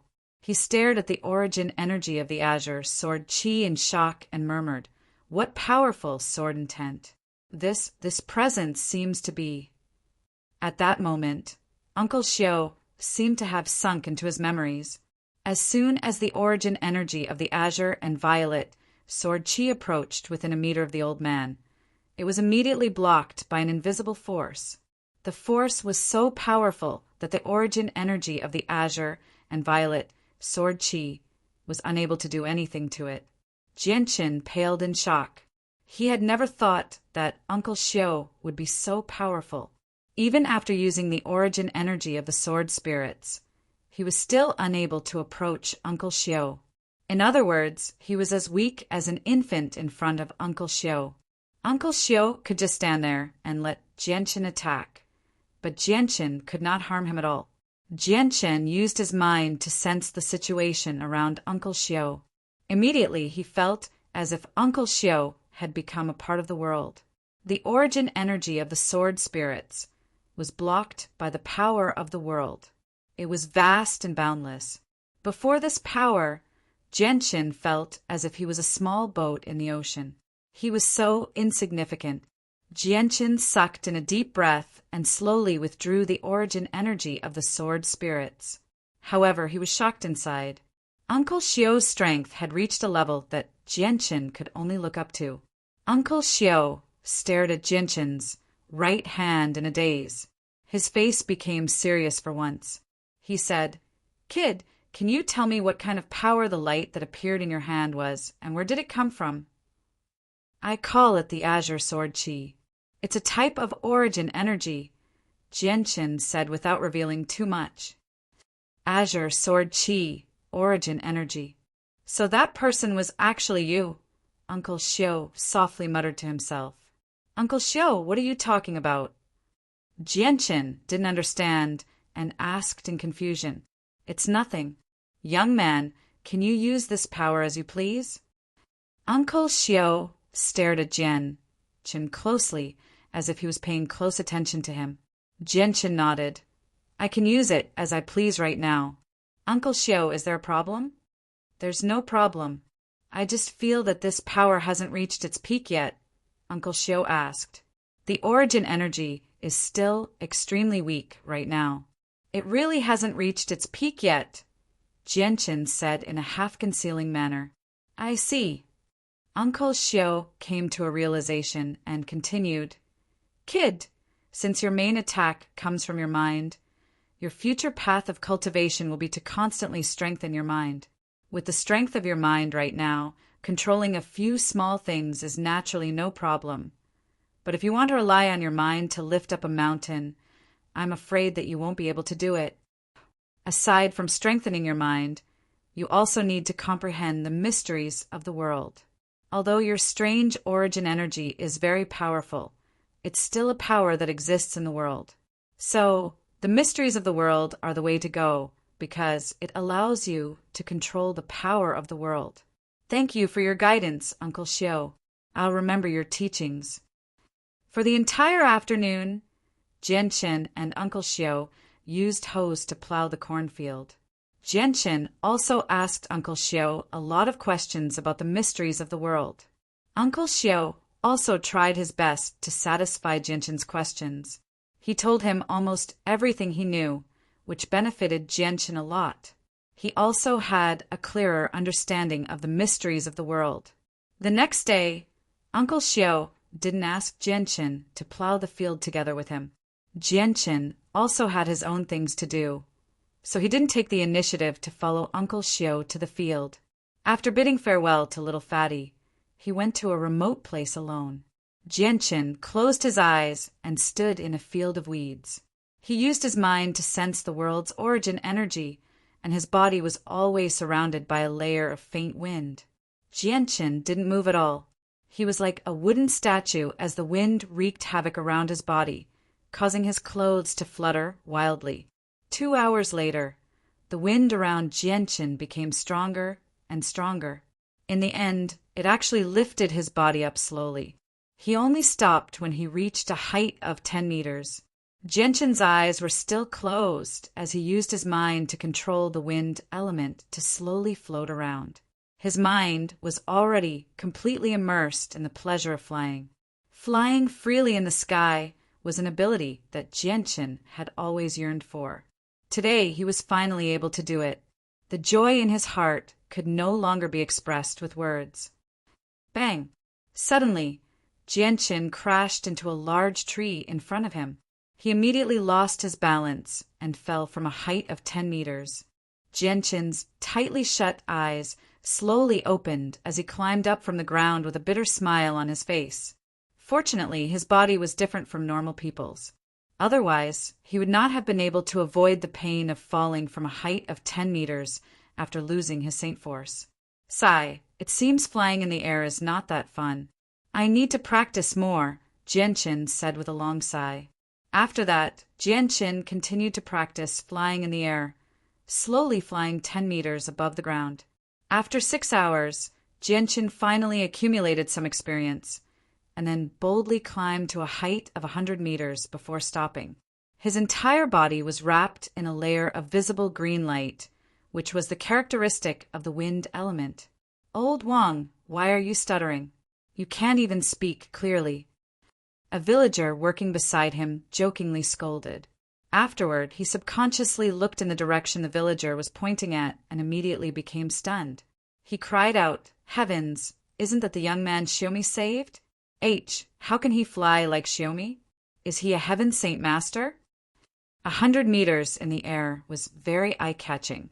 The scene of Jianchen flying in the air was noticed by many villagers. At that moment, each and every one of them was so shocked that they couldn't control themselves. Their faces were filled with disbelief. Heavens, Jianchen can actually fly. Is he a heaven saint master? Heavens, this is just too unbelievable. Little Fatty, who was in the middle of plowing the field with a hoe, immediately cried out in shock when he noticed Jianchen in the air. At this moment, a gust of wind suddenly blew over. Jianchen, who was hovering 100 meters in the air with a nervous expression, was immediately blown away by the gust of wind. He almost lost control of his body, and with a final mistake, he actually fell from the sky. Jianchen's face suddenly changed. He immediately focused his mind and controlled the wind element in the surroundings to draw closer to him. At the same time, a faint green figure suddenly appeared in the distance, quickly flying in Jianchen's direction. Little Fatty's father, Mi Shou, had discovered that Jianchen was in danger and immediately flew over. Chapter 379. Jianchen quickly fell to the ground. He had already lost his Saint Force, so if he fell from 100 meters in the air, he would be heavily injured, even if he didn't die. Jianchen did not panic in the face of danger. He immediately used his mind to control the wind energy in the surroundings in an attempt to regain control of his body. Finally, when Jianchen was 50 meters away from the ground, he finally gathered the wind energy to support his body. He stopped falling in the air. Jianchen sucked in a deep breath as he felt a wave of lingering fear. Flying in the air seemed glorious, but it was not fun at all. If he lost control, his life would be in danger. Little Fatty's father, Xiaomi, also arrived in front of Jianchen. He looked at Jianchen with a smile that did not seem like a smile and asked, "Kid, are you all right?" "I am fine. Jianchen replied, still in a state of shock. Xiaomi chuckled and said, "Kid, it's best not to fly too high before you become proficient in flying. Otherwise, if you fall from several hundred or even several thousand meters in the air, even a Heaven Saint Master will be heavily injured." Afterwards, Xiaomi passed on some of his experience in flying to Jianchen before explaining a few tricks to Jianchen. He then left and returned to the fields. After what had happened, Jianchen no longer dared to fly in the air. He immediately lowered his altitude and practiced flying 10 meters above the ground. 3 days passed in the blink of an eye. During these 3 days, Jianchen used all of his time to practice flying. Fortunately, his comprehension was extremely great. Other people would need at least a month or two to completely grasp the ability to fly, but he only needed 3 days to do so. Now, flying in the air was like walking on flat ground to Jianchen. It was not difficult at all.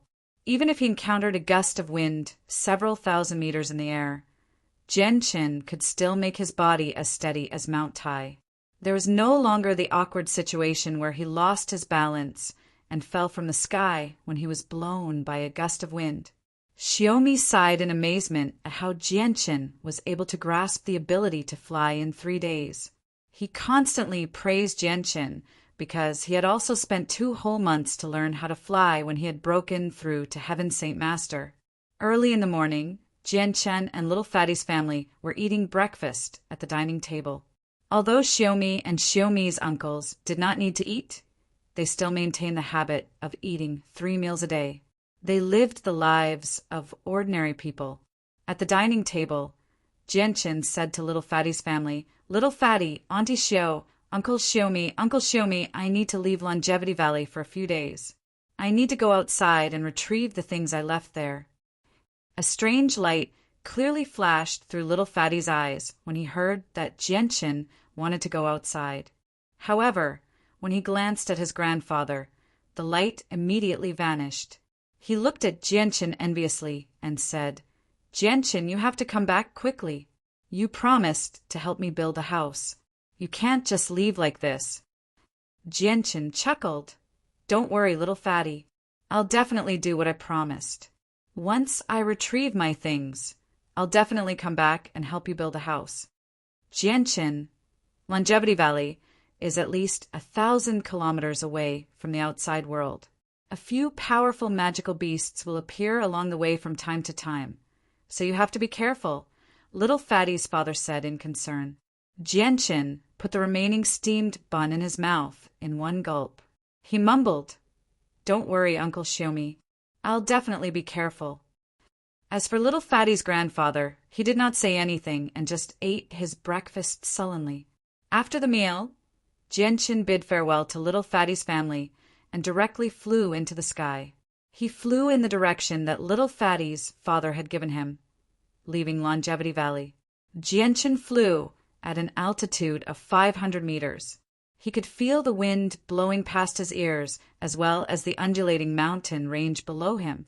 At that moment, he felt that he had never felt so happy and excited before. Flying in the air and running on the ground were 2 completely different concepts. Although his current flying speed was not as fast as using the Heaven's Fortune Art or the Illusory Flash, it was still much easier. Right now, Jianchen was controlling the wind element in the air. Although his speed was still a little slower than the 3rd elder of the Sher family, it was effortless. With his powerful will, he only needed to send out a small portion of his will to control the wind element in the air, allowing him to fly in the air without using up too much energy at all.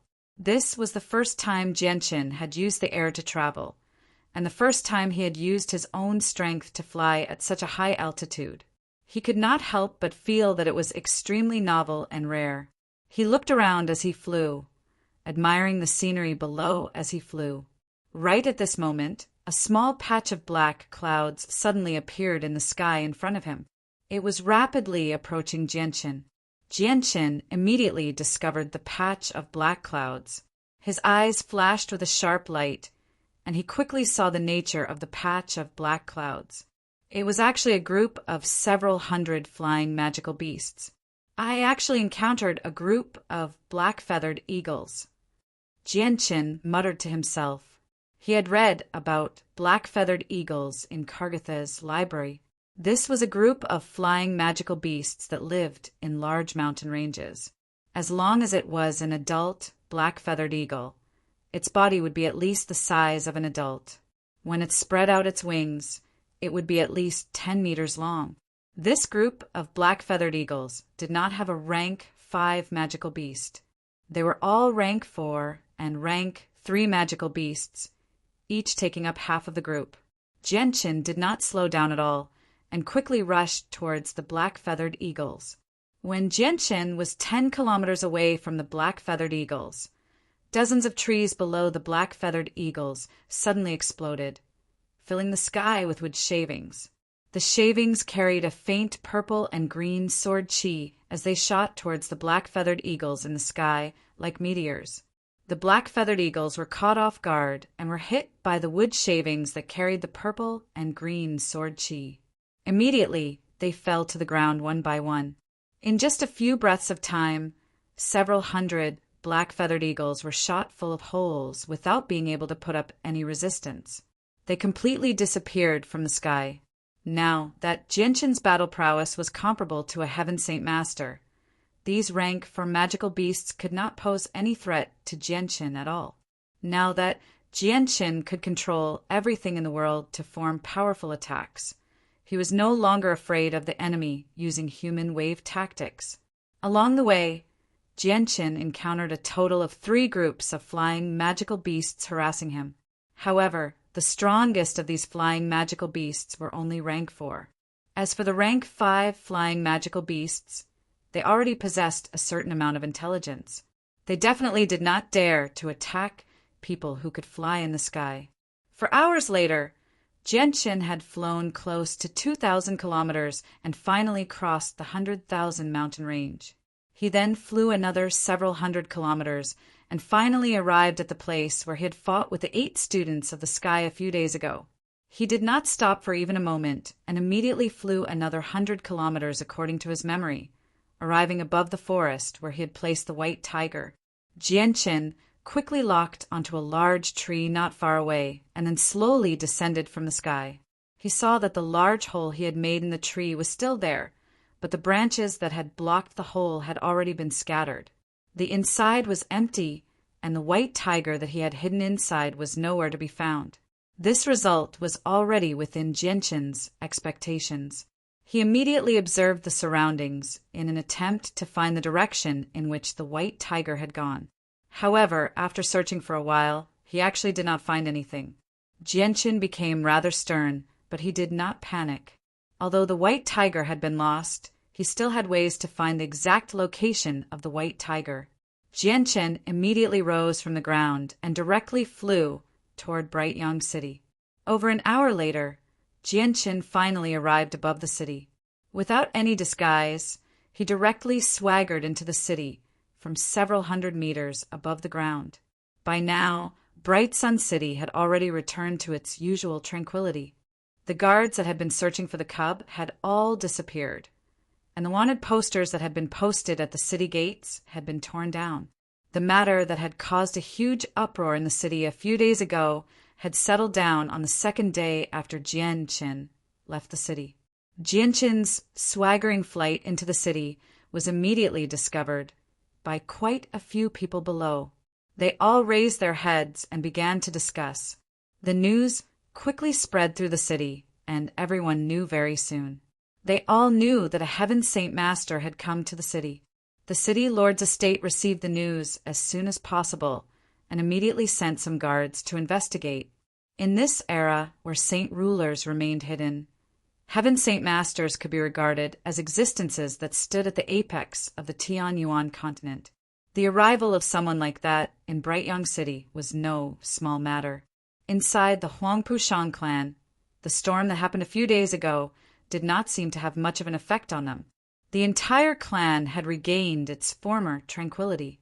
Teams of patrolling guards shuttled back and forth in every corner of the Huangpu clan to ensure the safety of the clan. Just as a group of guards passed by a house that had been empty for a very long time, a cry suddenly rang out, "Captain, look at the sky!" Hearing that, the guards all raised their heads to look at the sky. What they saw immediately stunned them. All of their eyes were wide open, and their faces were filled with shock. They saw a person wearing a coarse cloth slowly descending from the sky. Finally, he stood 30 meters away from a group of guards. "T, a heaven saint master." The captain of the guards stared at Gentian's young face in shock. His face was filled with shock and disbelief. Reaching Heaven Saint Master at such a young age was something that had never been seen or heard of on the Tianyuan continent before. Esteemed expert, I am the captain of the 3rd Guard of the Huangpu clan. May I ask how I can be of service to you? The captain forcefully suppressed his shock and asked Gentian rather excitedly. Gentian indifferently glanced at the guards and waved his hand. "There's nothing for you to do here. Go do what you need to do." Gentian spoke like he was the patriarch of the Huangpu clan. Chapter 380. After the guards left, a faint smile appeared on Gentian's face. He raised his right hand slightly, and a spatial ring flew out of the window and into Gentian's hand. This spatial ring was the spatial ring that contained the seal of Treasure Mountain and the broken cloud sword. Once the spatial ring was in his hand, Gentian immediately checked the items inside. He discovered that the seal of Treasure Mountain and the broken cloud sword, the 2 king armaments, were quietly lying inside. They had not been lost. Gentian's heart was filled with unconcealable joy. He knew that the 3rd elder of the Sure family had a way to find the king armaments, and the spatial ring containing the king armaments had been hidden in the Huangpu family for many days without being discovered by them. This made him feel extremely fortunate. On the way here, Gentian was worried that the king armaments he had hidden in the Huangpu family would be found by the 2 families using a secret method. But now, it seemed that his worries were completely unnecessary. Gentian let out a sigh of relief. A trace of unconcealable joy appeared on his face as he slowly closed his eyes. After 2 breaths of time, the cover of the Huangpu family's well suddenly burst open. A fist-sized purple gold box flew out of the well. As if it was attracted by a mysterious force, it directly fell into Gentian's hand. Gentian opened the purple gold box and saw a silver-white spatial ring quietly lying inside. Gentian took out the spatial ring and put it on his hand. Then he threw the spatial ring containing the king armaments and the purple gold box into the spatial ring he wore on his hand and flew away. Not long after Gentian left, a large group of people hurriedly arrived at the place where Gentian had just landed. Each and every one of them had a nervous expression. The person at the front was the Huangpu family's patriarch. However, since Gentian had already left, the Huangpu family's patriarch sent people to search for him, but to no avail. Gentian flew through the air and quickly left Bright Sun City. Along the way, many people on the streets of Bright Sun City raised their heads to look at the sky. Their eyes were filled with envy and worship. Gentian did not stay in Bright Sun City for long. His top priority was to find the white tiger's whereabouts. He was extremely worried about the white tiger's safety. In the air, Gentian took out the white fur that Rumguinus had given him from his spatial ring. This fur could not only find Rumguinus' whereabouts, but it could also help him find the white tiger's whereabouts. Gentian used the furs method. The furs originally soft hare's fur and became straight as a compass, the furs hare's fur. The furs and furs fur. Gentian's gaze followed the direction of the fur's direction and discovered that it was actually the Myriad Mountains he had just come from. Could it be that the white tiger ran into the Myriad Mountains? Gentian's heart trembled as his expression changed. The Myriad Mountains were connected to the Traversing Mountain Range, and one of the 2 kings of the Traversing Mountain Range was the white tiger's greatest enemy. If the white tiger fell into his hands, it would definitely die. Crap, I hope the white tiger won't be discovered by the king of the Traversing Mountain Range. Gentian's expression became solemn. He no longer hesitated and immediately flew in the direction of the fir's direction. For hours later, Genshin's direction had deviated from Longevity Valley. He was now far away from the Myriad Mountains, flying towards the traversing mountain range that was connected to the Myriad Mountains. As he got closer to the traversing mountain range, Genshin's expression became more and more unsightly. Right now, he was almost certain that the white tiger was already in the traversing mountain range. Genshin stopped moving forward and floated in the air with a frown. If the white tiger was really captured by the king of the traversing mountain range, then with his own strength he would undoubtedly be sending himself to his death in vain. At this time, Uncle Shio's voice suddenly appeared in Genshin's mind, making Genshin feel as if he had suddenly grasped onto a life-saving straw. "Don't tell me I should ask Uncle Shio for help?" Genshin muttered, unable to make up his mind for a moment. Uncle Shio's cultivation was unfathomable. Perhaps only he had the strength to contend against the king of the Gilligan clan. However, Uncle Shio was tired of the struggles of the world and lived a peaceful life, isolated from the world. Genshin didn't want to disturb Uncle Shio's peaceful life because of his own matters. After all, the Gilligan clan in the traversing mountain range was a huge power. He didn't want to cause trouble for Uncle Shio. Moreover, it was still unknown whether Uncle Shio would help him or not. Genshin floated in the air and hesitated for a moment. In the end, he gritted his teeth and continued to follow the direction of the fur. Right now, he still couldn't confirm whether the white tiger had been captured by the king of the Gilligan clan. If the white tiger had been captured by a powerful magical beast, then there was still a chance to turn the situation around. Genshin used the fur as a compass and flew in the air for several hours. Finally, he stopped above a mountain peak and scanned the area below with a sharp gaze. Genshin's current location was at the intersection of the 100,000 mountains and the traversing mountain range. Below him was a gathering place of spirit apes. A large number of spirit apes were standing high up in the branches and looking up at Genshin. They bared their teeth at Genshin and squeaked. Genshin looked at the fur. From the direction it was pointing, Genshin clearly knew that the white tiger was nearby. Genshin carefully put away the fur left behind by the white tiger. His gaze was somewhat grave as he scanned the area below. He was certain that he had already arrived at the nest of the spirit apes. This was because there were tens of thousands of spirit apes gathered below him. There were a lot of them. Moreover, there were still many spirit apes rushing over after hearing the news. Among them were the auras of Class 5 magical beasts. If he wasn't floating 1,000 meters in the air, he would have been surrounded by a large group of spirit apes. At this time, a few golden figures flew up from below. 5 3-meter-tall spirit apes with golden fur flew over and surrounded Genshin. They stared at Genshin with a pair of ominous eyes. Genshin's expression became very solemn.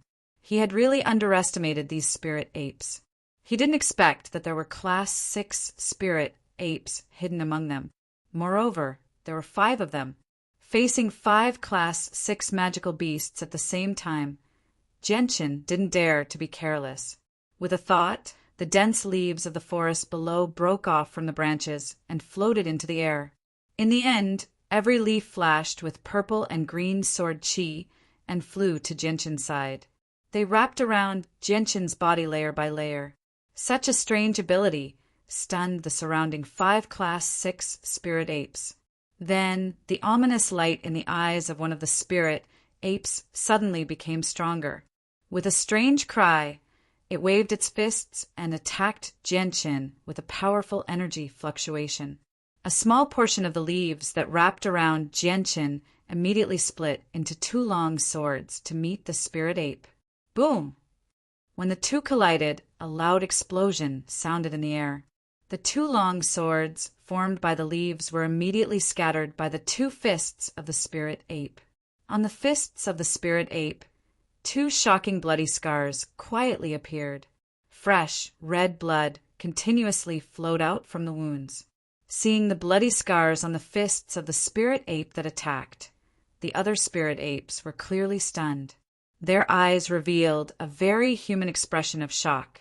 They didn't seem to understand how the fragile leaves could become so sharp. Ji. Immediately, one of the spirit apes let out a sound that Jianchen couldn't understand. This sound was like an order.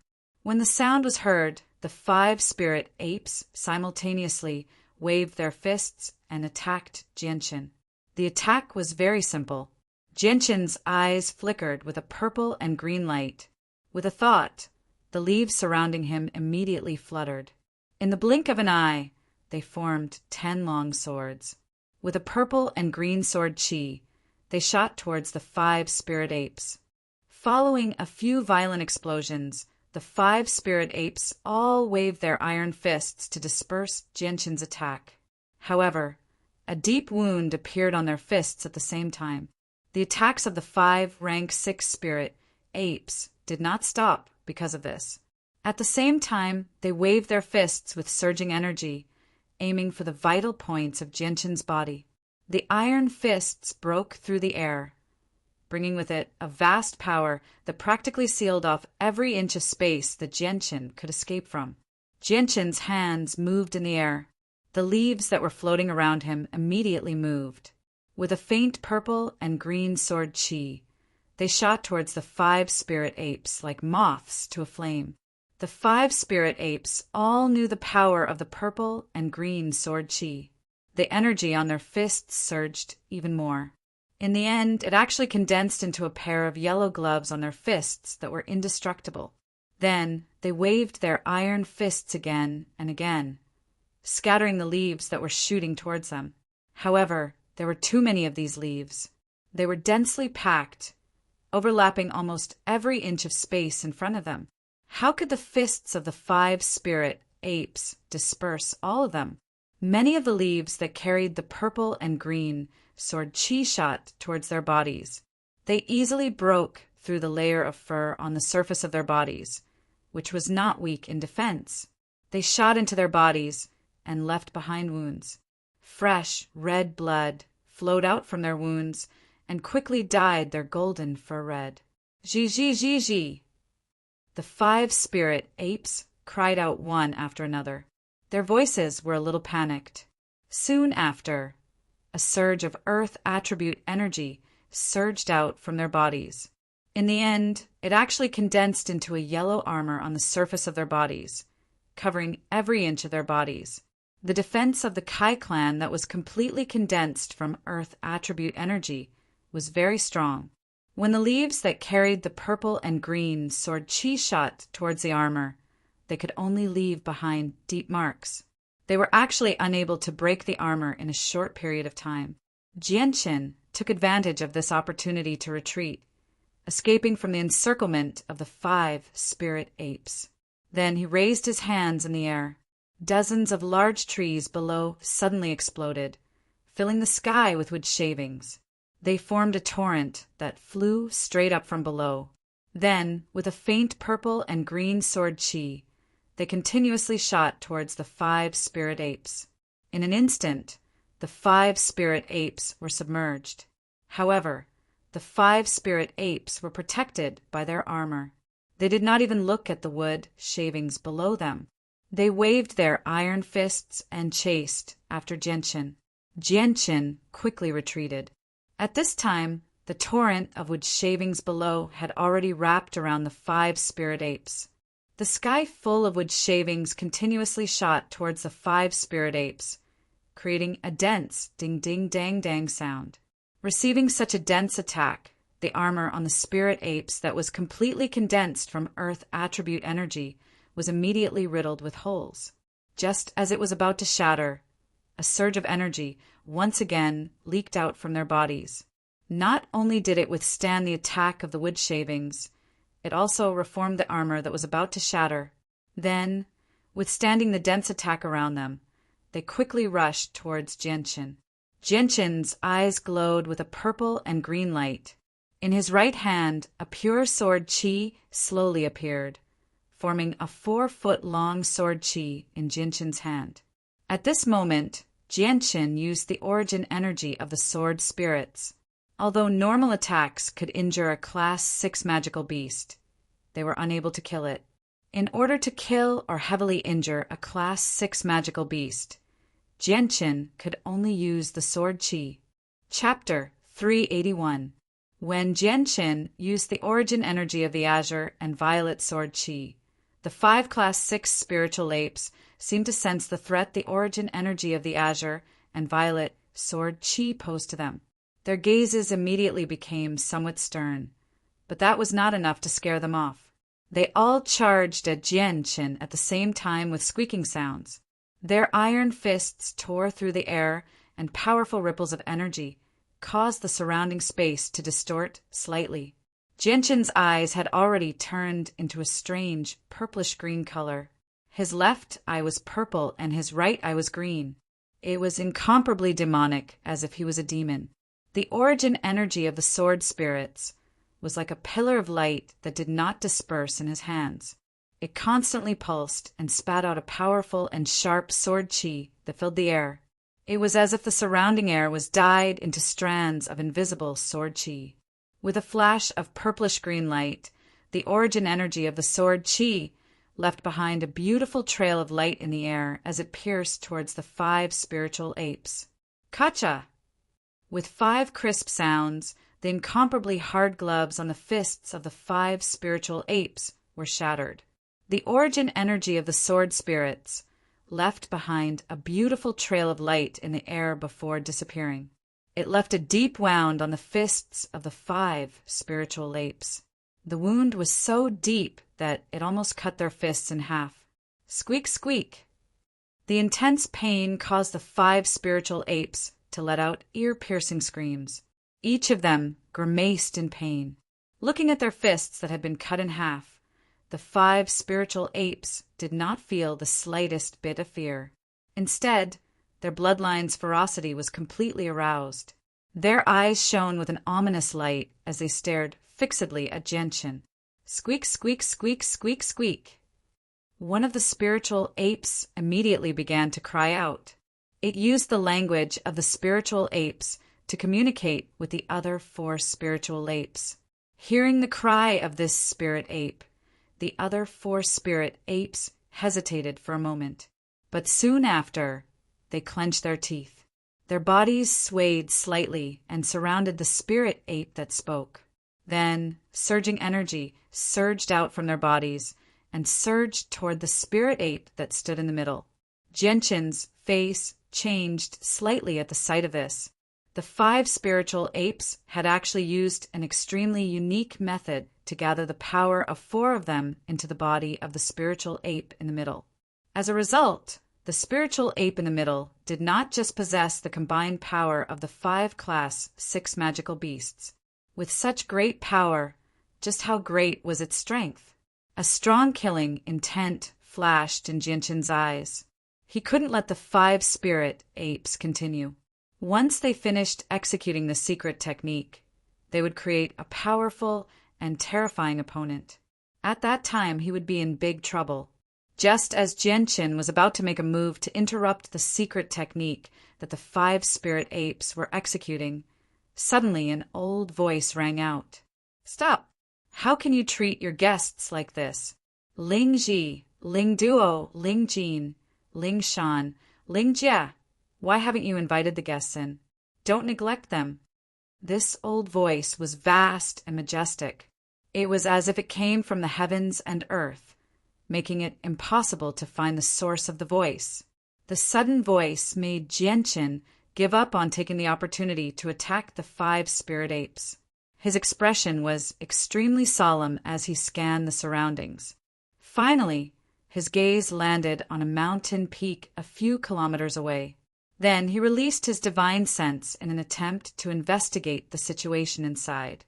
However, just as Genshin's divine sense approached the mountain peak, it was blocked by a transparent barrier. His divine sense was unable to penetrate it. Genshin's face suddenly changed, and he immediately wanted to retreat. The people who could cast down barriers were all saint rulers who had comprehended the mysteries of the world. Since a barrier had appeared here, Genshin immediately understood that the speaker was probably a hermit saint ruler when he thought about how he could not find the source of the voice. Although the origin energy of Genshin's azure sword spirits was very powerful, this kind of attack could only be used against Class 6 magical beasts and Heaven Saint Masters. Once he faced an expert like a saint ruler, Genshin had no chance of victory. Ever since the old voice rang out, the 5 spirit apes immediately stopped their secret technique. They all stared at Genshin with gritted teeth. From their vicious expressions, it was as if Genshin was their greatest enemy. Genshin floated in the air as his expression became uncertain. He did not know whether he should leave or stay. However, if a saint ruler really wanted to attack him, he probably would not be able to escape no matter how he ran. From the tone of the old voice, it did not seem to be hostile. This made Genshin secretly let out a sigh of relief. Ling Ji, Ling Duo, Ling Jin, Ling Shan, Ling Jia. Why don't the 5 of you invite the esteemed guest in? Do not neglect him. At this moment, the old voice rang out again. It rang out in the sky, but it was impossible to find the source of the voice. Gigi! The 5 spirit apes seemed to be able to understand the human language. They respectfully bowed to the mountain before them before looking at each other. They very unwillingly made an inviting gesture to Genshin. Genshin did not say anything. He smiled freely and directly flew toward the mountain a few kilometers away. Behind him, the 5 spirit apes whose golden fur was dyed red followed closely behind. They all gritted their teeth, clearly holding a grudge against Genshin. Very soon, Genshin arrived before the mountain. At such a close distance, Genshin discovered that there was indeed a transparent barrier in front of him. This barrier was very large, enveloping the entire mountain. At this moment, a crack silently appeared in the barrier. It constantly expanded until it formed a door that could allow one person to pass through. Human, come in. I want to talk to you. The old voice rang out again. However, this time it did not come from the sky. Instead, it came from the mountain peak opposite of Genshin. Genshin hesitated for a moment before decisively flying in. The 5 spirit apes also followed closely behind. However, after entering the barrier, their expressions immediately turned respectful.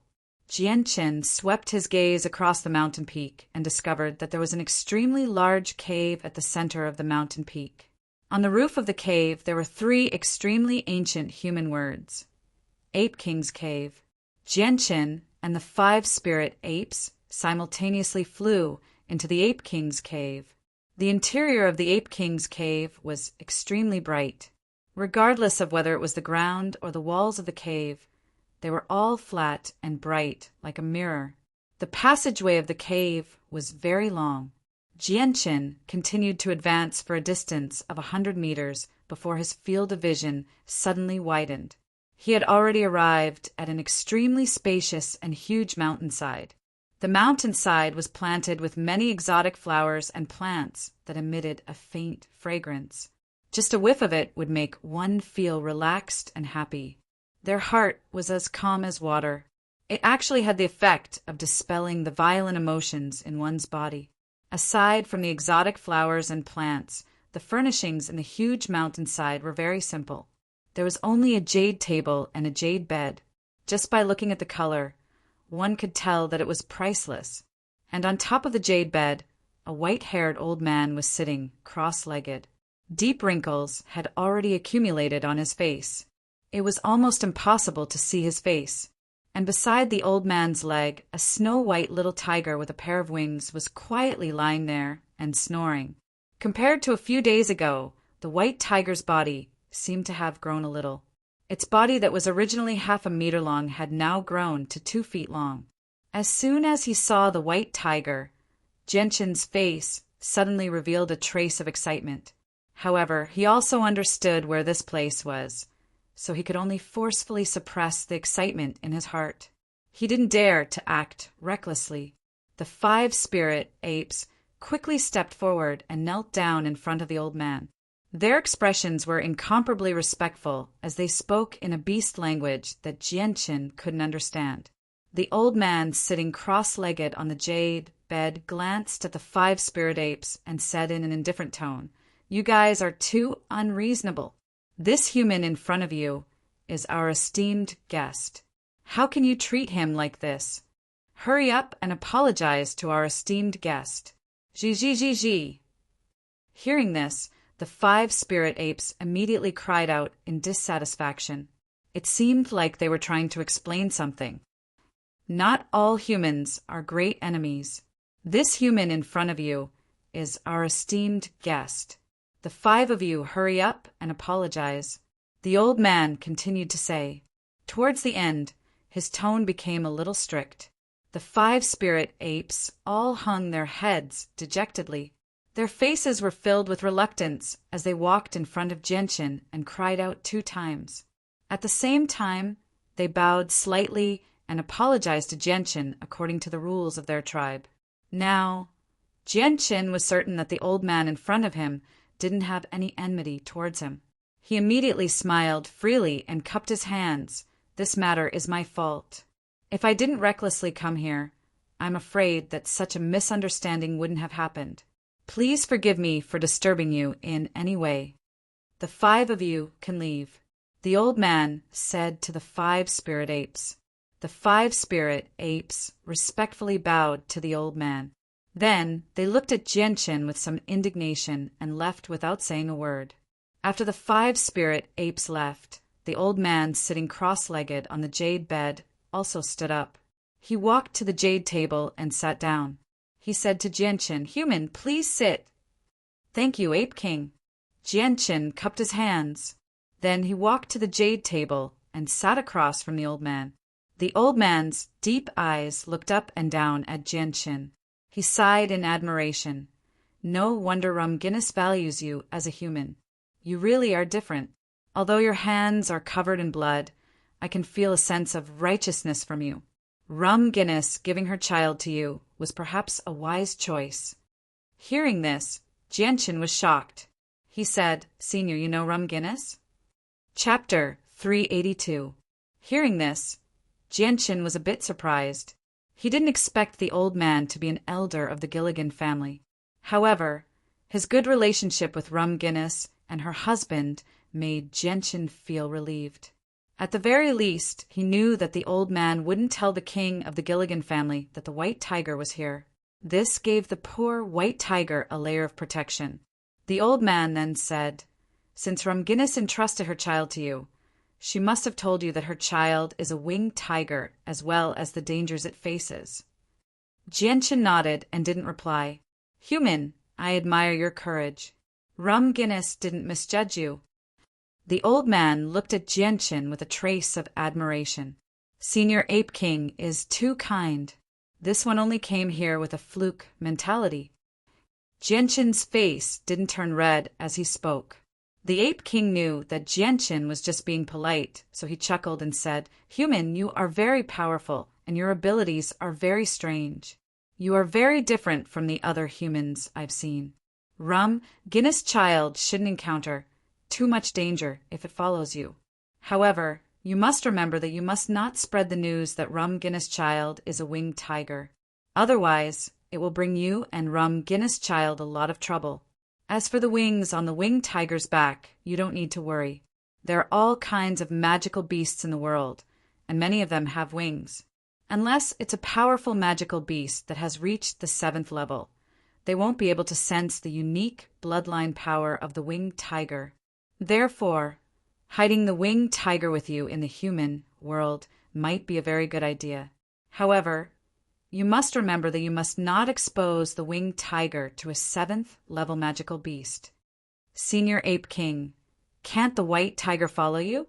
The Cross Mountains are so large that the ruler of the Gilligan clan might not be able to find you. With your abilities, hiding the white tiger shouldn't be too difficult, right?" Jianchen asked for help. He had offended the Sher family and the Jitta clan. These 2 clans were extremely powerful, and even on the entire Tianyuan continent, they could be considered as peak clans. The white tiger would not be safe with him in the future. He only hoped that the white tiger could grow up normally and not suffer too much. It was already pitiful enough. The Yuan King shook his head without any hesitation and firmly said, "No, that definitely won't do. You don't understand the situation of the Cross Mountains and the power of the ruler of the Gilligan clan. Although the territory of the spirit apes is only at the border between the Cross Mountains and the Myriad Mountains, which is extremely far away from the Gilligan clan, the winged tiger will not be safe in our territory for long periods of time. Not only will our spirit apes face the threat of extinction because of this." Jianqin became stern. He lowered his head in thought and murmured, "If that's the case, I can only take the white tiger with me. The winged tiger will only be safe in your human world. Although the Gilligan clan is powerful, the elders of the clan won't dare to enter your territory. If the winged tiger stays in the human world, it won't be hunted down by the Gilligan clan at the very least," said the Yuan King. "Magical beasts that have reached Class 7 can take human form. If the ruler of the Gilligan clan takes human form and comes to our world, no one will be able to discover him, right?" A sliver of worry appeared on Jianqin's face when he thought of that. The Yuan King chuckled. "Don't worry. The experts of your world have an agreement with the Gilligan clan. Without the permission of both parties, no saint ruler can take a single step into the territory of the other party. Otherwise, they will break the agreement and be punished by both parties." "Oh, then I don't have to worry." Jianqin's furrowed brows immediately relaxed. This was indeed good news to him. A smile suddenly appeared on the wrinkled face of the Yuan King. "Human, you still haven't told me your name." "Senior Yuan King, I am Jianqin." Jianqin clasped his hands in a respectful manner. "Jianqin," the old Yuan King muttered under his breath, as if memorizing this name in his mind. Then he slowly extended his right hand and took out 2 jade cups and a carefully carved wine bottle from his space ring. "Jianqin, this is the 100 Grass wine brewed by our spirit ape clan. It's brewed from over 100 heavenly resources in the Cross Mountains. This bottle of 100 Grass wine is a treasure that I've collected for 1,000 years. There's only a few dozen kilograms, and I usually don't even drink it.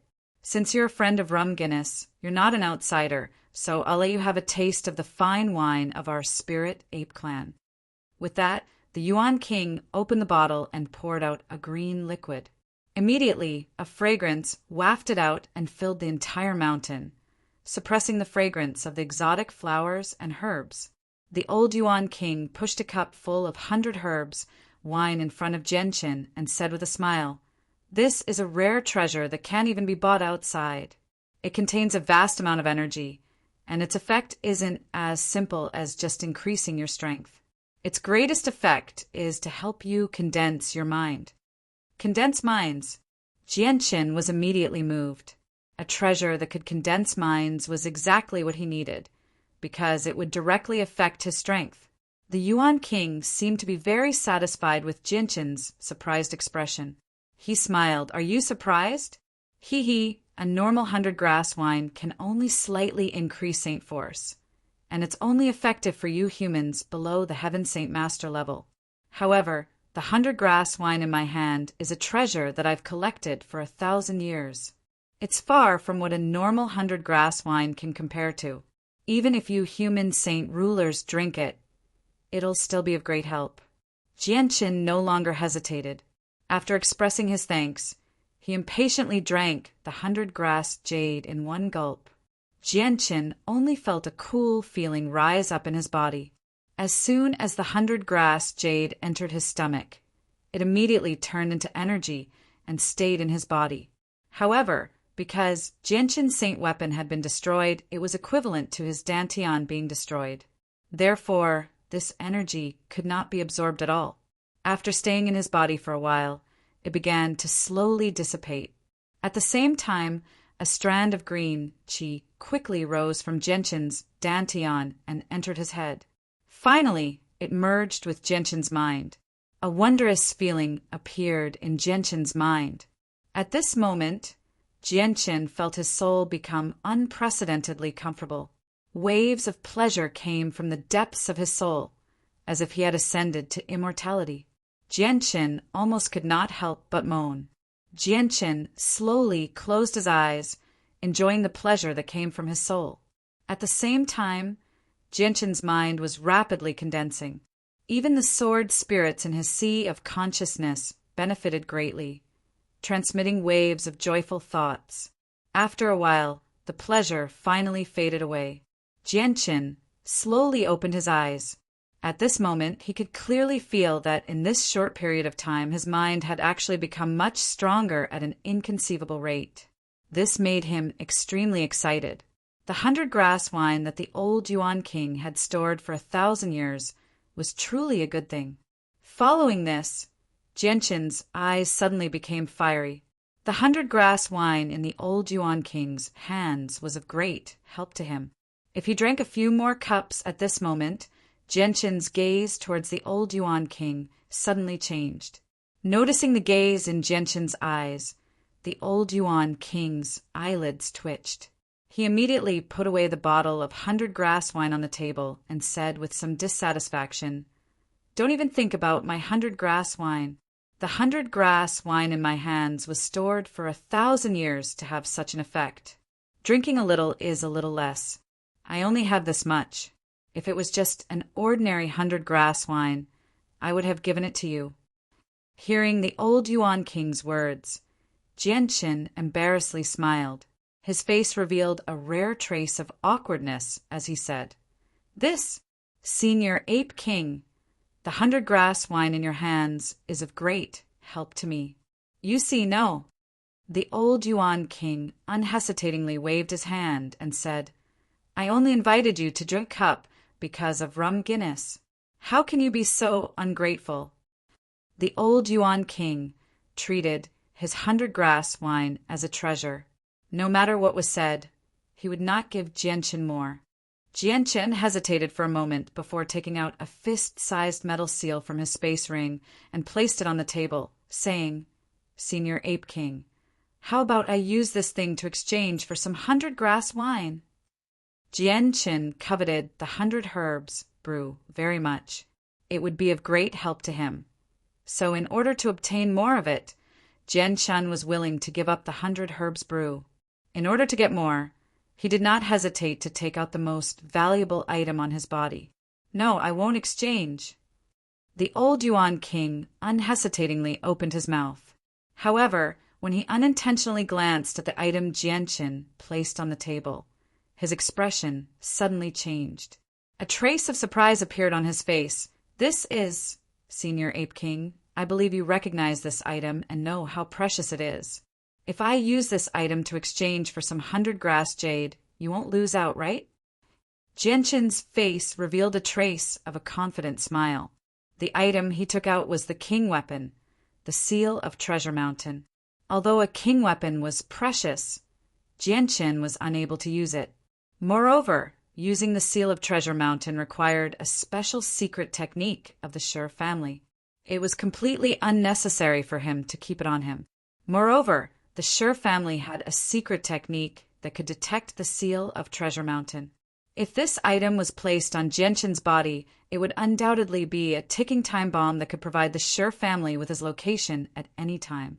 It would be a pity to throw it away just like that. Rather than that, it was better to exchange it for something that was of great use to him. "This is a king weapon. Where did you get it?" The Ape King's expression suddenly became somewhat serious. "I stole it," Jianchen said without hesitation. Chapter 383. Jianchen did not comment on the Yuan King's words. He fearlessly smiled and said, "I know." The Yuan King deeply glanced at Jianchen as his expression became somewhat stern. He said, "Clans with ruler armaments are all very powerful. With you, by yourself with the winged tiger by your side, I'm afraid that many unforeseen events will occur. Senior Ape King, as the saying goes, counter soldiers with arms and water with an earth weir.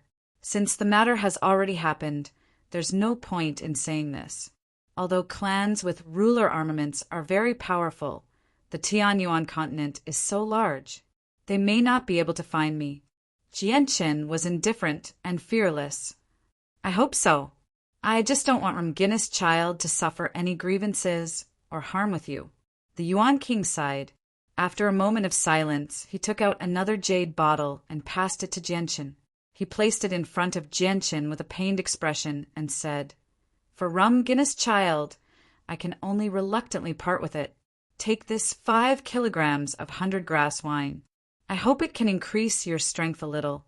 Only then will you have the ability to protect the winged tiger." "Thank you, Senior Ape King." Jianchen was overjoyed. He immediately put the bottle into his space ring, as if he was afraid that the Ape King would go back on his word. "Senior Ape King, just take this ruler armament as an exchange for your 100 grass wine." After putting away the 100 grass wine, Jianchen pushed the seal of Treasure Mountain in front of the Ape King. The Ape King indifferently glanced at the seal of Treasure Mountain and said, "I have no use for your human ruler armaments, so you should take it. If you can learn how to use a ruler armament, it will be of great help to you." Hearing this, Jianchen slightly hesitated before taking the seal of Treasure Mountain back. The growth of the winged tiger is extremely slow. Only by consuming large amounts of heavenly treasures can it speed up its growth. Over the years, I've collected a few different heavenly treasures. Seeing how I used to be friends with the Ramginnis couple, I'll give them all to their child. I hope it can help their child grow up quickly. With that, the Ape King waved his hand, and the jade table was immediately filled with all sorts of heavenly treasures. There were 1,000-year ginseng, 1,000-year Ganoderma lucidum, 1,000-year knotweed, 1,000-year dragon tongue grass, 1,000-year geocentric blue, 100-year spirit wisdom root, and so on. There were dozens of different kinds of herbs. Among them, there were many heavenly treasures that Jianchen had never seen before. He couldn't even name them. These things were all given to the white tiger by the Ape King, so Jianchen didn't refuse. After thanking the Ape King, he put all the heavenly treasures away. The Ape King spoke again. "Stay here for a while. A few days ago, I fed the winged tiger some heavenly treasures. Right now, it's in a deep sleep to digest the effects of the medicine. Looking at the time, it'll wake up soon. Once it wakes up, take it away from here." With that, the Ape King no longer paid any attention to Jianchen. He directly walked to the jade bed and sat down with his legs crossed. He closed his eyes and stopped moving. The belly of the mountain sank into an eerie silence. Jianchen didn't stay idle despite his boredom.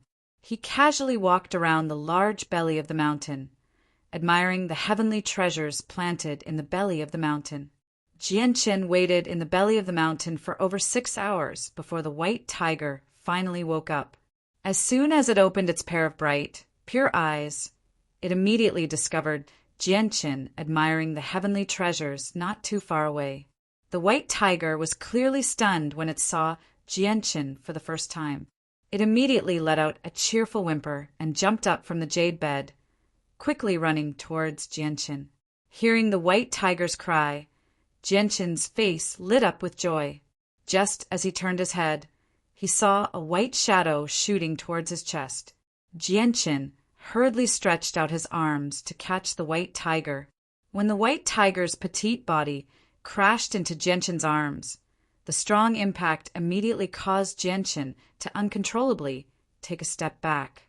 Whimper. The white tiger was very happy. It kept whining in Jianchen's arms.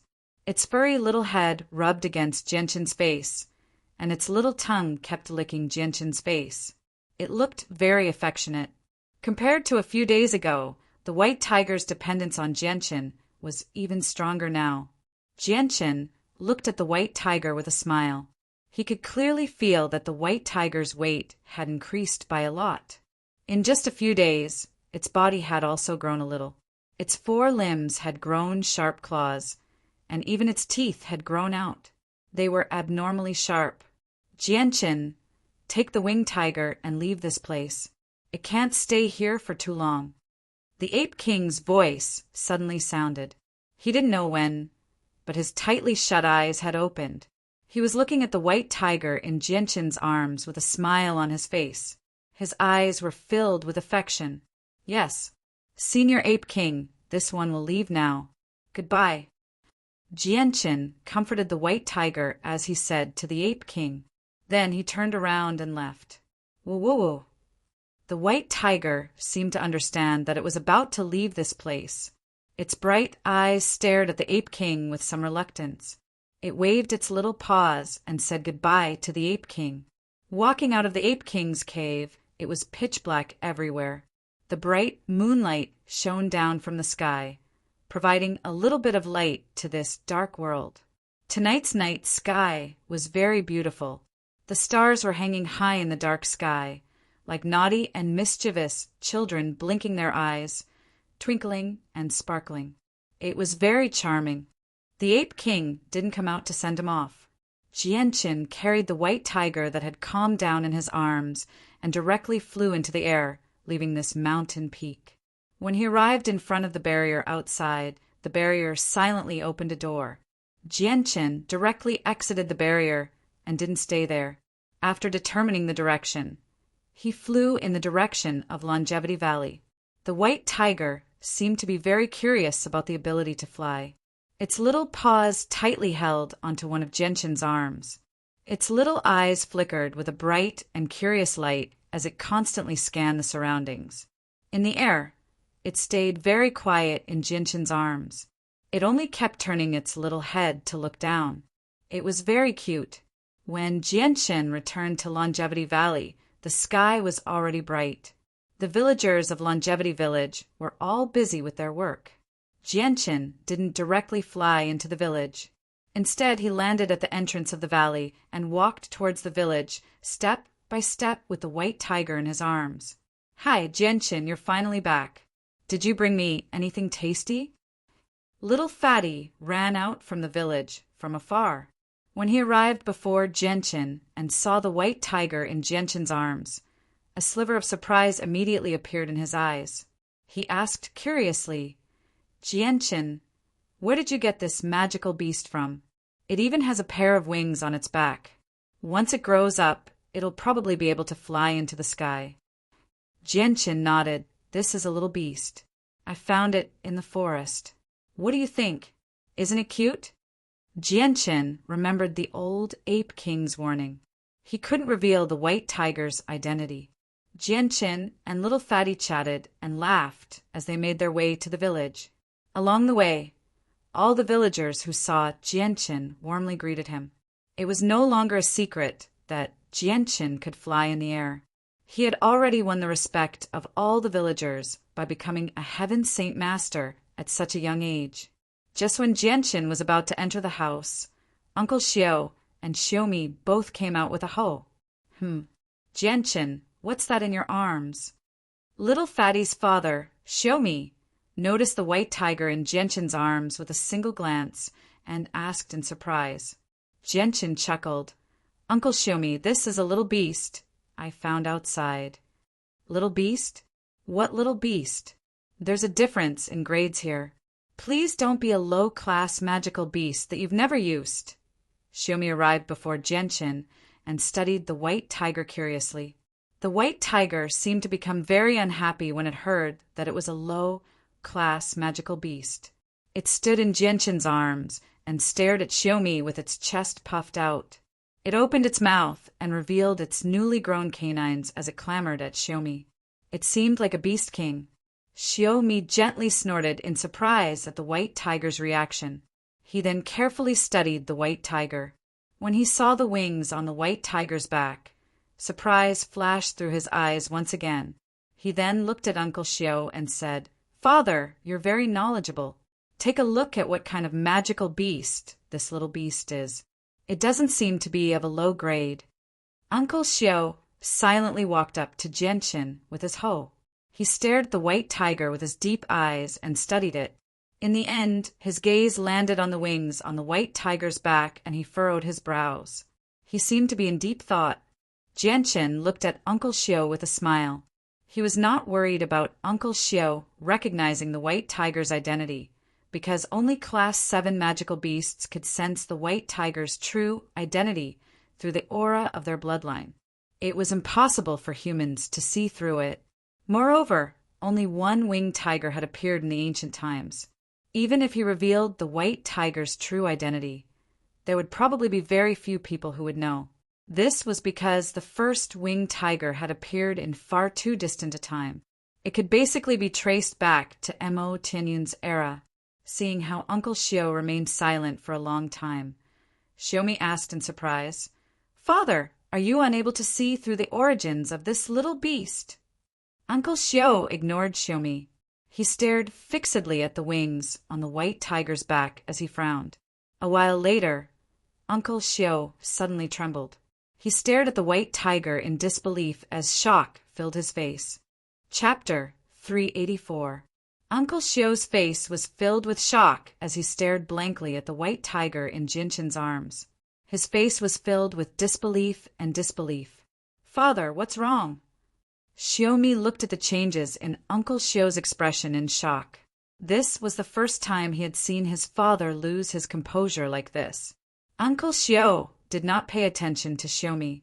His gaze immediately became sharp as he carefully sized up the white tiger in Jinshin's arms. He saw almost every corner of the white tiger's body clearly. Woo-woo! Uncle Xiao's gaze was rather frightening. The white tiger was still too young after all, so it immediately felt uneasy when it was stared at by Uncle Xiao's sharp gaze.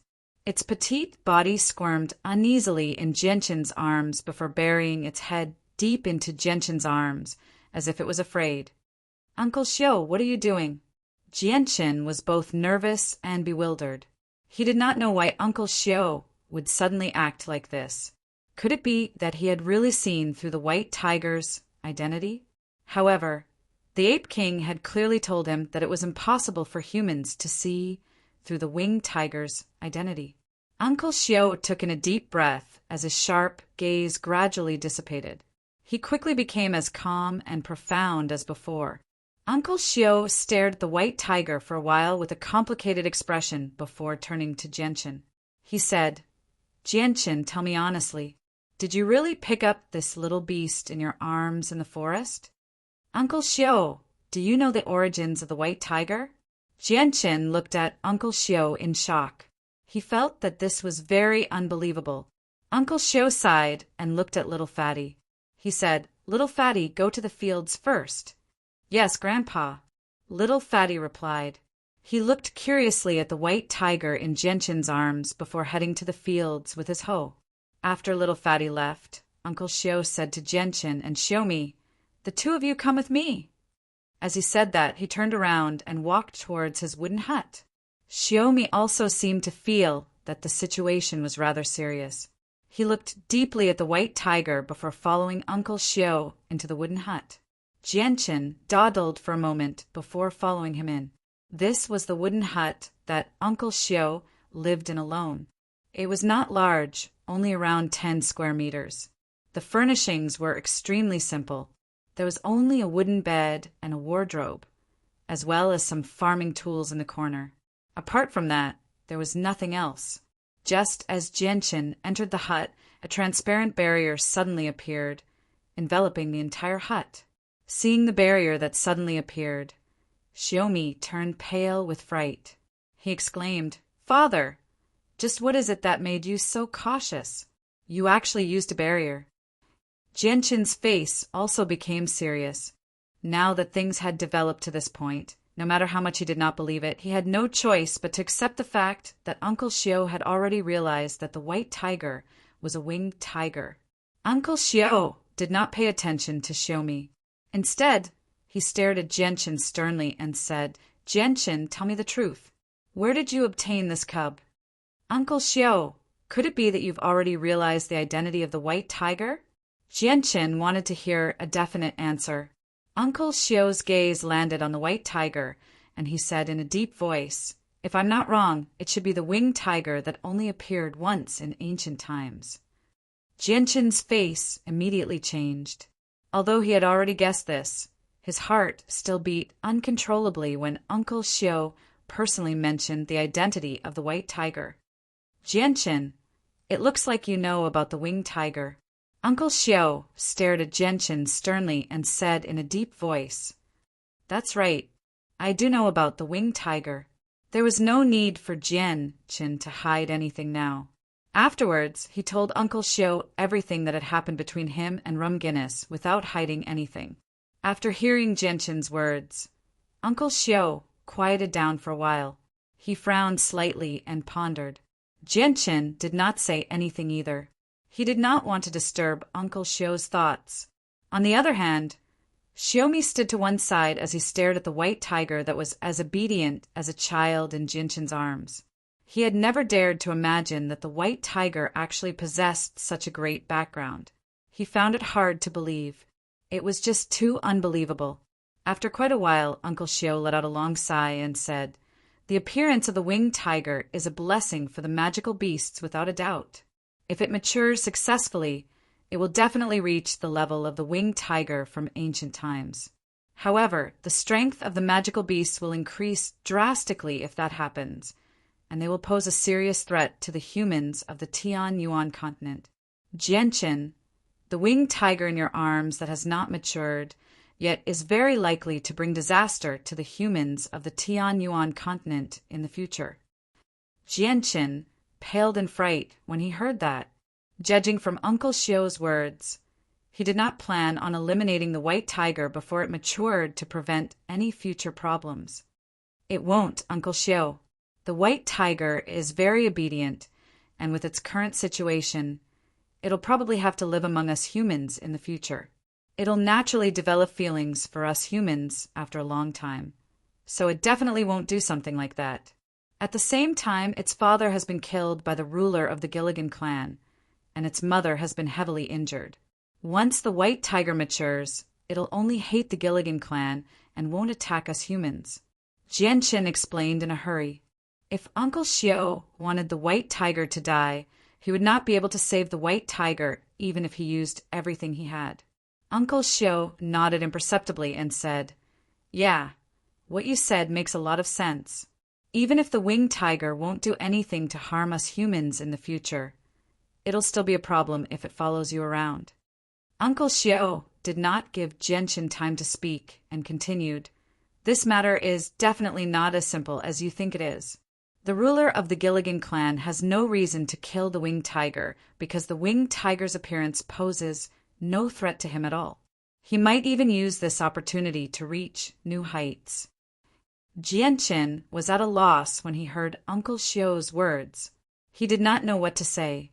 Uncle Shio let out a long sigh and said, "Jian-chin, the winged tiger's life is in danger at any time. You have to make it grow up as quickly as possible. Only with enough strength can you face everything in the future." "Uncle Shio, is there some sort of secret behind this?" Jian-chin was filled with doubt. Uncle Shio did not answer him. He said, "Jian-chin, you can leave. Remember, make the winged tiger grow up as quickly as possible." With that, a crack silently appeared in the barrier. Jian-chin glanced at Uncle Shio and hesitated. In the end, he gently sighed and left with mixed feelings. His heart was rather heavy. Uncle Shio wants the white tiger to grow as quickly as possible. Looks like there's some sort of secret behind this that I don't know about. I wonder if Rum Guinness purposefully didn't tell me, or if even she doesn't know about it, Jian-chin thought. After Jian-chin left, Uncle Shio passed a blood-red medallion to Shiomi. He said with a deep voice, "Shiomi, go to the Blood Sword sect with this medallion immediately. Have all the members of the intelligence agency of the Blood Sword sect move out and observe the situation overseas closely. At the same time, pay attention to the entire Tianyuan continent. Report to me immediately as soon as an unknown expert appears." "Father, didn't you say that you would never use the Blood Sword sect in the future? Why is it this time?" Shiomi's face was filled with shock.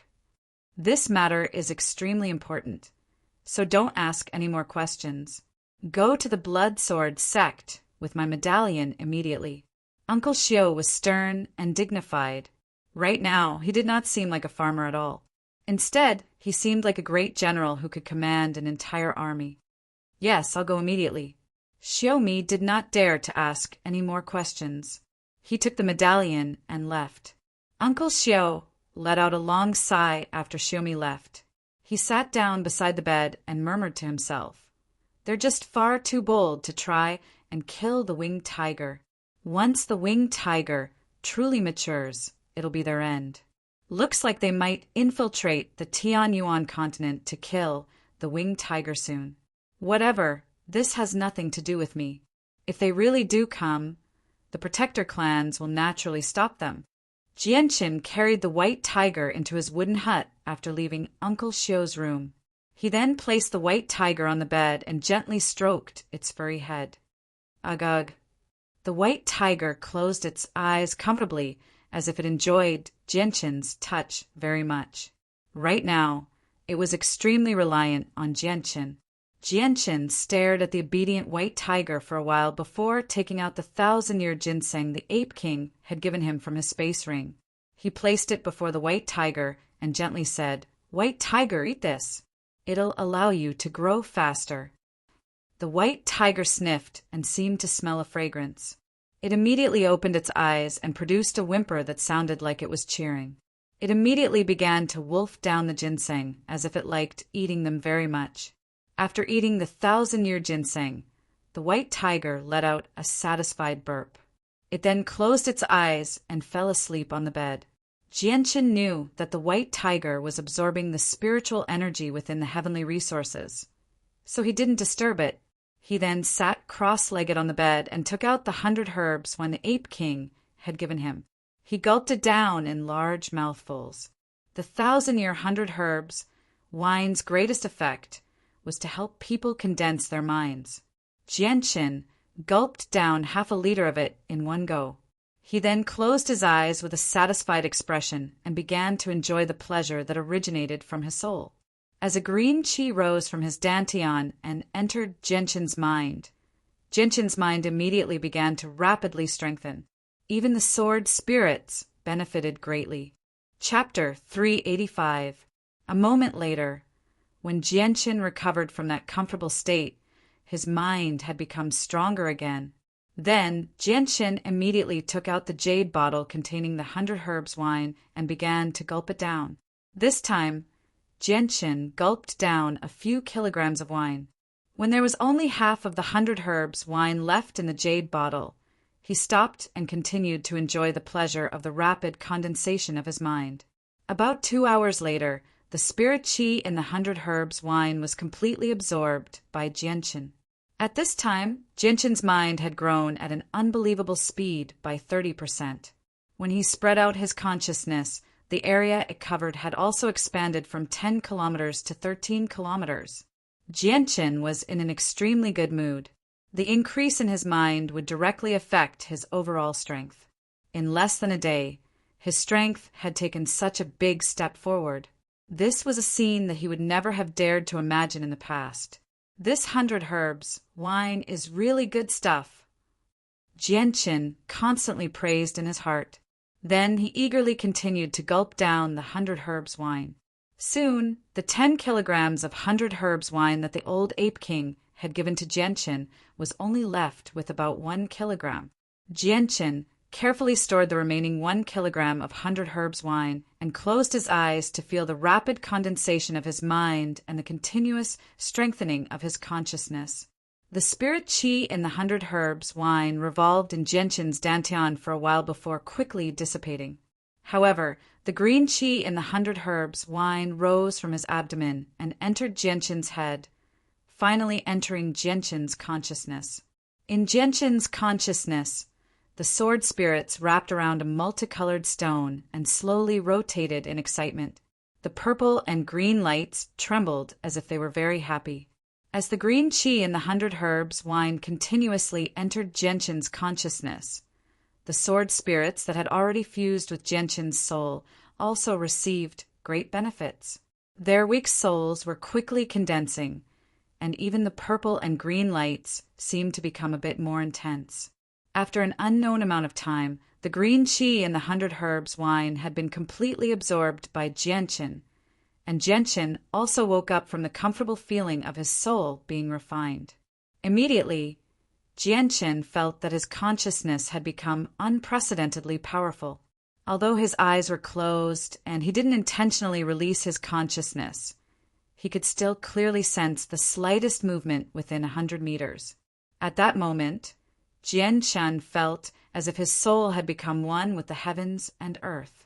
He didn't need to make any special arrangements to enter a state where his soul was one with the heavens and earth. He could clearly sense everything within 100 meters of him. It was as if everything within 100 meters was under his control, as if it was his domain. Jian released his consciousness with all his strength, and in the blink of an eye, it enveloped the small Longevity Valley. The villagers working in the fields immediately appeared in Jian's mind like a picture. Although they were separated by several kilometers, Jian could see their every movement, including the slightest of movements. These villagers had grown up in Longevity Valley and had received some cultivation methods from Xiaomi, so almost all of them were cultivators. However, the strongest was only a great saint master, while the rest were all saints and great saints. There were even a few lazy people who didn't like to cultivate and hadn't even condensed a saint weapon within their bodies. Afterwards, when Jian's consciousness swept past Uncle Xiao, who was plowing the fields, he immediately felt that Uncle Xiao was not a person, but a world. His every movement seemed to contain the power of the world, becoming one with the world. Every movement he made seemed to contain the mysteries of the world. Jian's consciousness only reached its limit after enveloping a radius of 15 kilometers. After drinking close to 9 kilograms of the 100-herb wine, Jian's consciousness had grown by half. Even his mind had grown by a lot. This was indeed something worth celebrating to him. Master, master. Suddenly, a voice rang out in the depths of Jian's head. The sudden voice stunned Jian. Afterwards, when he sensed the source of the voice, his face immediately became extremely interesting. His face was filled with shock and disbelief. Master, I can finally communicate with you. At this moment, the voice once again rang out in Jian's head. The voice was filled with joy. You're the Azure Sword Spirit? Jian's face was filled with amazement as he asked with a stutter. Master, I'm Ziying. You can call me Xiao Zi. The one who spoke was the Ziying Sword Spirit. His voice was male, and it was not hard to tell that he was a young man from his voice. Master, I'm Qing Suo. You can call me Qing Suo. At this moment, another soft and pleasant voice rang out in Jian's head. The voice was as pleasant as the chirping of a lark. At this moment, Jian's consciousness involuntarily entered the space of consciousness. At this moment, in the chaotic space of consciousness, the azure sword spirits that were revolving around the multicolored stone had already disappeared. In their place, there were two strangers. They were around 20 years old. The man was handsome and the woman was beautiful. They seemed like a pair of golden boy and jade girl. Among them, the man had a head of long purple hair that cascaded down naturally. He had a natural aura. His body was wrapped in a purple classical robe, and his eyes were also a strange purple color. The woman wore a long green dress. She had a head of long green hair. Her beauty was unparalleled in the world. It was suffocating. Her eyes were also a strange green. Jian was tongue-tied as he stared at the pair of golden boy and jade girl that had appeared in his space of consciousness. He stuttered, You too are the azure sword spirits? Yes, master. I'm Ziying. She's Qing Suo, the young man in the purple robe said. He had a faint smile on his face. Jian was speechless. He already knew about the azure sword spirits, but what he found hard to believe was that the azure sword spirits had actually turned into human figures in his space of consciousness. After a while, Jian took a deep breath and slowly calmed himself down. He stared at the pair of golden boy and jade girl with a complicated and amazed gaze. He said, I never thought that we would meet in such a way. Have you recovered your strength? Ziying's expression was gloomy. He gently shook his head and said, Master, we're still very weak right now. It's only because you drank the 100 herbs wine that Ziying and Qing Suo recovered some of our strength. That's why we're able to transform and speak. You should just call me Jianqin. There's no need to call me master. Besides, I'm not your master. We can treat each other as friends. Jianqin bitterly smiled. Master, when we first entered your body, we already recognized you as our master. Now, you're Ziying and Qing Suo's master. The one who spoke was Qing Suo. His voice was very pleasant to the ear. Qing Suo's words brought back Jianqin's memories. Jianqin immediately thought of how he was supposed to be dead, but when he woke up, he unexpectedly found himself in this foreign world. He immediately asked, "Oh, right, I remember that I was already dead. Was it because of you too that I was able to come to this world?" Qing Suo and Ziying looked at each other. After a moment of silence, Ziying finally said, "Master, it was indeed Ziying and Qing Suo who brought you to this planet. Because the planet you came from was heavily damaged, the energy of the world was constantly flowing away. If you continued to stay there, you wouldn't be able to make much progress. You probably wouldn't be able to reach the level of a heaven saint master in this world, even if you spent your entire life there. As a result, Ziying and Qing Suo sent you away. However, when they entered the spatial crack, Ziying and Qing Suo were heavily injured, so they didn't have enough strength to send you to that place. In the end, they could only randomly send you to a planet that was much stronger than your original world. So it really was because of you too," Jianqin murmured. In reality, he had already guessed this after learning about the existence of the sword spirits. "Master, do you blame us Qing Suo and Ziying?" Qing Suo looked at Jianqin timidly and asked softly. Jianqin smiled freely and said, "If it weren't for you too, I wouldn't have been able to see such a wondrous world, nor would I possess such great strength. You've allowed me to come to an even higher, more wondrous world. Speaking of which, I can't even thank you enough. How could I blame you?" Qing Suo immediately let out a sigh of relief after hearing Jianqin's words. Jianqin continued, "Oh, right. How can I help you recover to your peak condition as quickly as possible?" "Master, it's impossible for us to recover to our peak condition in this world. The yuan qi of the world here is far too weak. It can only help us recover a few % of our strength at most," Ziying said. Although Jianqin did not understand some of what Ziying said, Jianqin was most concerned about how to help the sword spirits recover, so he did not pay attention to these details.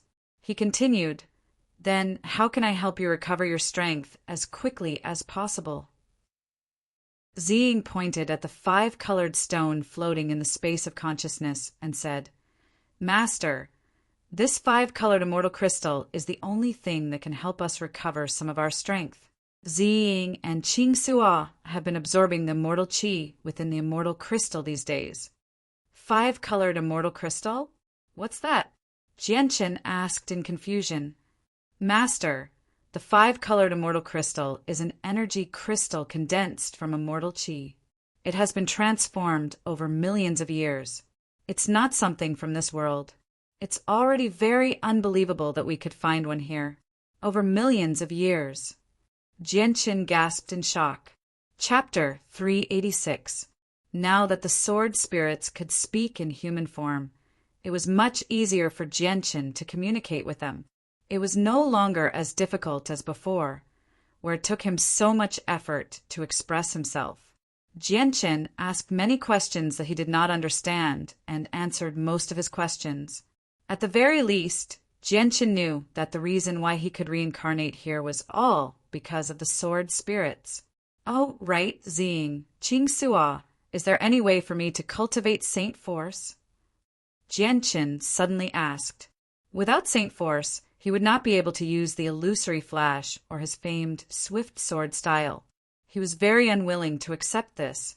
Ziying and Qing Suo looked at each other and hesitated. After a moment of silence, Ziying said in the end, "Master, you can use a special method to cultivate the Saint Force of this world. However, the Saint Force of this world is far too weak." "Too weak?" Jianqin was stunned.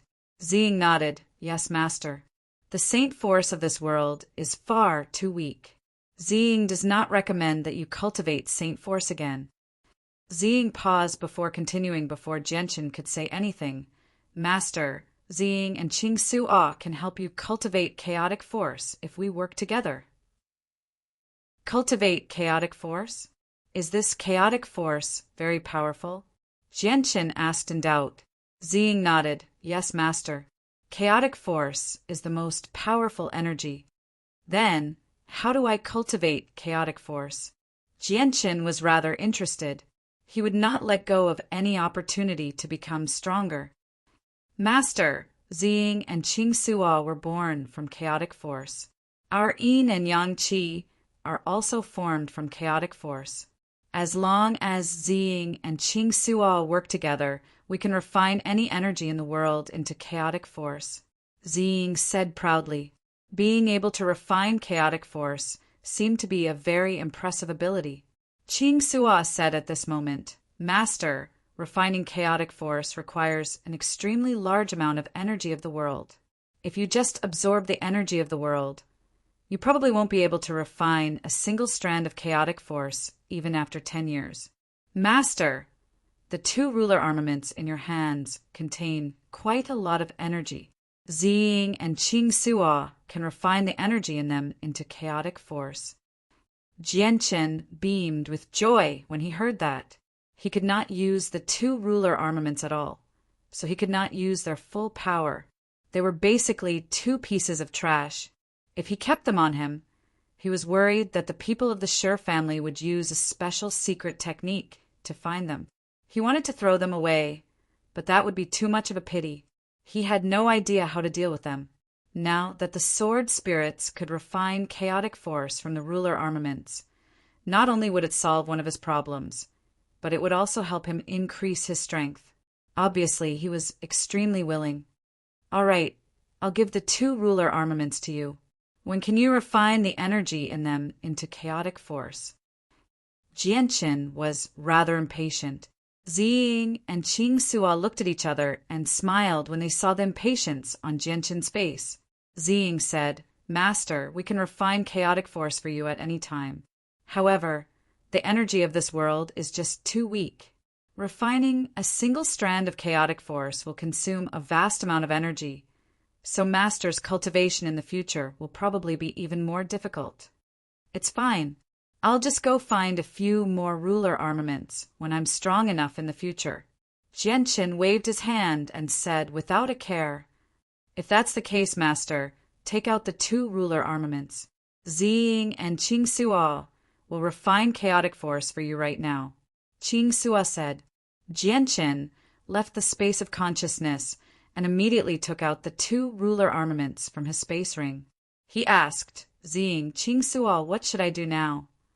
As soon as he said that, Jianchen felt the space of his consciousness suddenly shake. Afterward, Ziying and Qing Suo suddenly disappeared. When they reappeared, they had already left the space of consciousness and were sitting cross-legged above Jianchen's head. Right now, the 2 of them looked like 2 faint, glowing figures. They seemed like condensed smoke, which was not real. However, their facial features were extremely clear. Ziying extended his hand, and the seal of Treasure Mountain in Jianchen's hand was immediately drawn by a mysterious force. It flew out of Jianchen's hand and hovered above his head.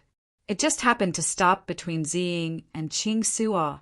Ziying and Qing Suo closed their eyes at the same time.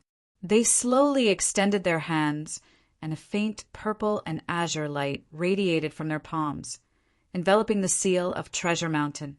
It slowly began to spin in the form of a taiji diagram.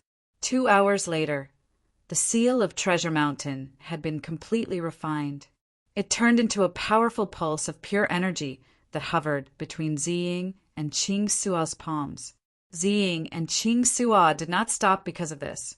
Instead, they continued to use their origin energy to refine the seal of Treasure Mountain. After another hour, the energy of the seal of Treasure Mountain had been refined into a faint, gray gas. It was like a wisp of smoke. It was extremely faint, but it gave off an indescribable presence. Ziying and Qing Sua both extended their hands, and the gray gas immediately entered Jianshan's body. In the end, it settled down in Jianshan's dantian. Master, quickly circulate the azulate sword law and completely refine this strand of chaotic force into your own, Ziying and Qing Sua said together sternly. Jianshan did not dare to tarry, and immediately did as he was told. The refinement took 4 whole hours for Jianshan. After 4 hours, Jianshan finally refined the strand of chaotic force into his own. However, when he saw the wisp of energy in his dantian, he could not help but ask out of curiosity, Ziying, Qing Sua, is this chaotic force? Yes, master. This is chaotic force, but it's only in its most basic form, Ziying said. Jianshan became confused when he heard that. Most basic form of chaotic force? What does that mean? Ziying became rather awkward. He wanted to say something, but he was too embarrassed to open his mouth. Qing Sua smiled in a rather embarrassed manner. Master, this is only the weakest form of chaotic force. It's not even a 10,000th of true chaotic force because there's just too little energy in the ruler armament.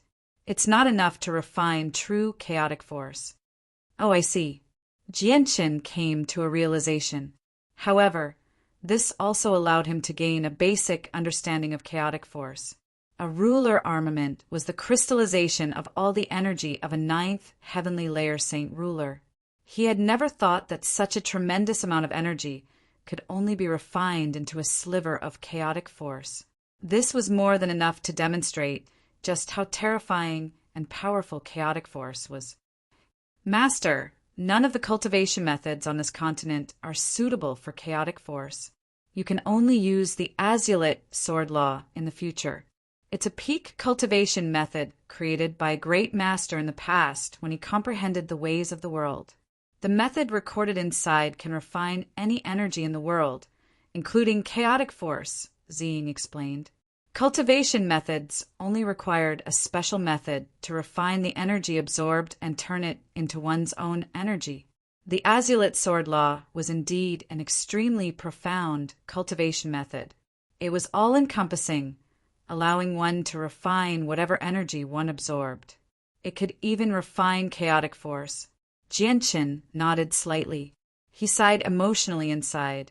He had never thought that the azulate sword law would have such a great background. Master, but... Ziying spoke again. She wanted to say something, but she hesitated. She was also hesitant. She did not know whether she should tell Jianshan or not. But what? Jianshan immediately asked. Qing Sua glared at Ziying. His eyes were filled with reproach. After hesitating slightly, he said gently, Master, but the azulate sword law is split into 3 volumes. You only have the first volume right now. You don't have the other 2 volumes. What? Jianshan was shocked. Disbelief filled his face. Then how can I obtain the other 2 volumes? Ziying and Qing Sua looked at each other. After hesitating slightly, Qing Sua said, Master, the first volume is actually enough for you to cultivate chaotic force. The other 2 volumes are still too far away for you right now. Ziying added, That's right. Master, you don't need the other 2 volumes right now. Just the first volume is enough. Once you have that kind of strength in the future, you can go and find the other 2 volumes yourself. Moreover, chaotic force is far too brutal. If you want to truly become proficient in using chaotic force, you need to refine the chaotic body. Only the chaotic body can endure the power of chaotic force. Otherwise, it will cause very great damage to your body once you use chaotic force. What? I need to refine the chaotic body to use chaotic force? How am I supposed to refine the chaotic body then? Jianshan immediately felt a headache. He had never thought that this matter would be so troublesome. Master, the method to refine the chaotic body is the body refinement section of the azulate sword law, said Ziying. Jianshan's heart immediately sank when he heard that. He cried out, Doesn't that require a large amount of chaotic force? It does require a large amount of chaotic force, But you can take it slow, master, Ziying said carefully.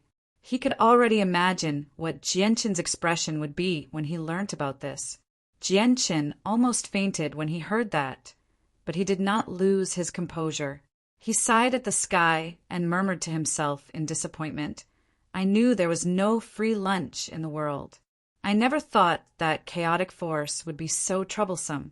A ruler armament can only refine a sliver of chaotic force. So refining the chaotic body will definitely require tremendous amounts of chaotic force. Heavens! Where am I supposed to find so much energy? Jianshin did not know whether he should be happy or worried right now. Although he had obtained a method that could make him extremely powerful, the path ahead was just too difficult. Qing Sua showed a sliver of pity when he saw how Jianshin was. He comforted him. Master, you don't need to be discouraged. There's still a lot of time ahead. Although the path ahead is rather difficult, there will be a day when you can truly refine chaotic force and the chaotic body. Jianshin calmed down very soon.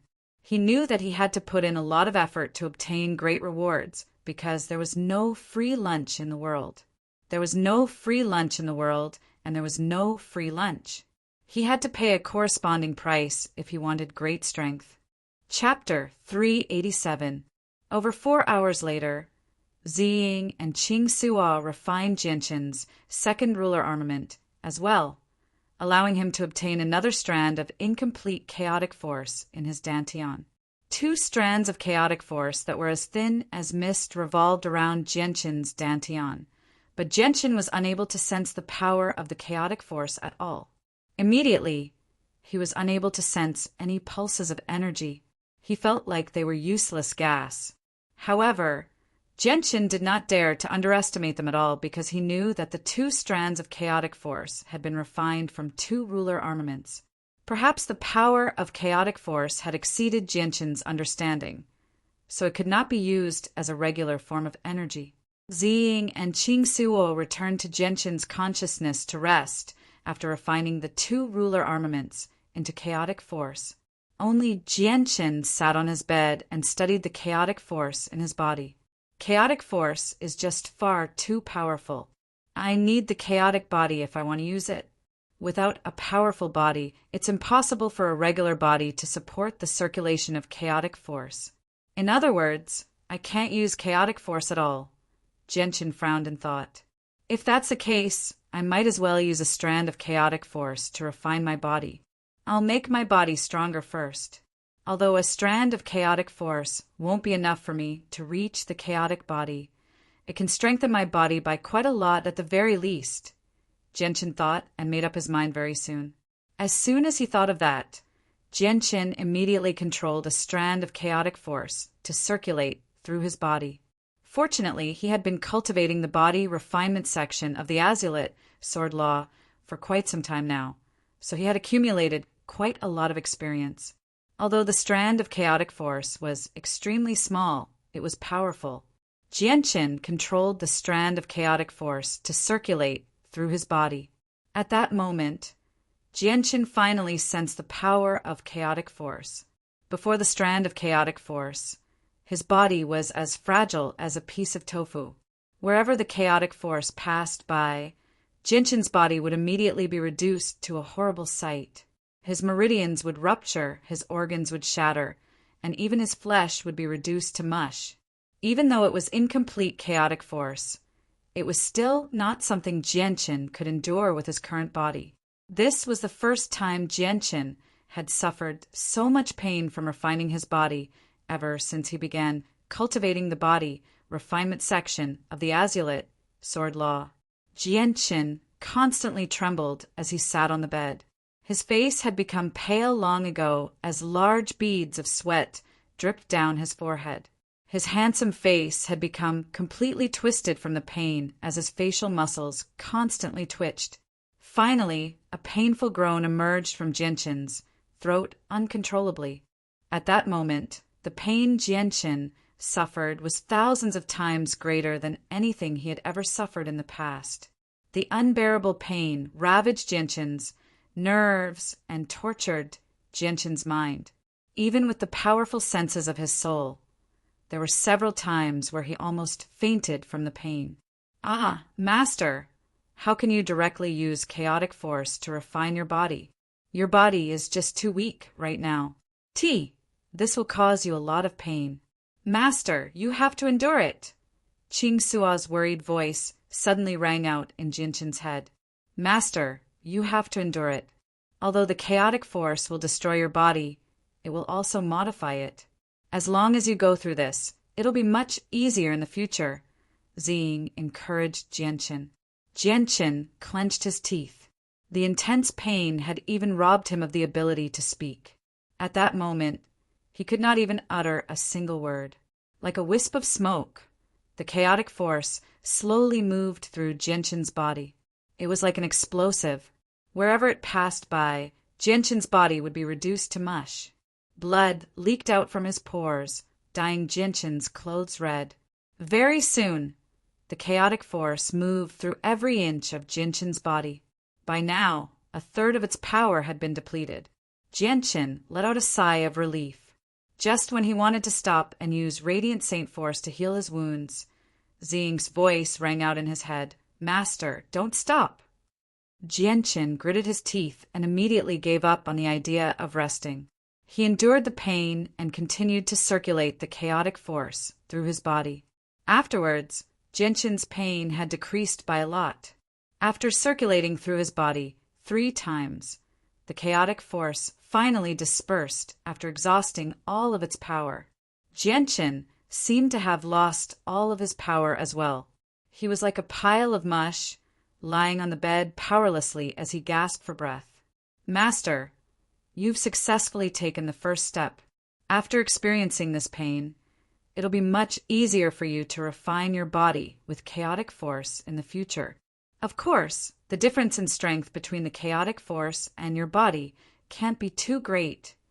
Ching Sua's joyful voice rang out in Jianshin's head. Jianshin was already powerless to reply. He lay on the bed as he gasped for breath. As soon as he thought about the pain he had endured earlier, he shivered inside. The pain was intolerable.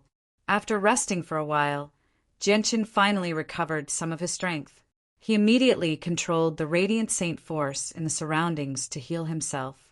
Jianshin's mind had become extremely powerful now, so the Radiant Saint Force he could control was much more powerful as well.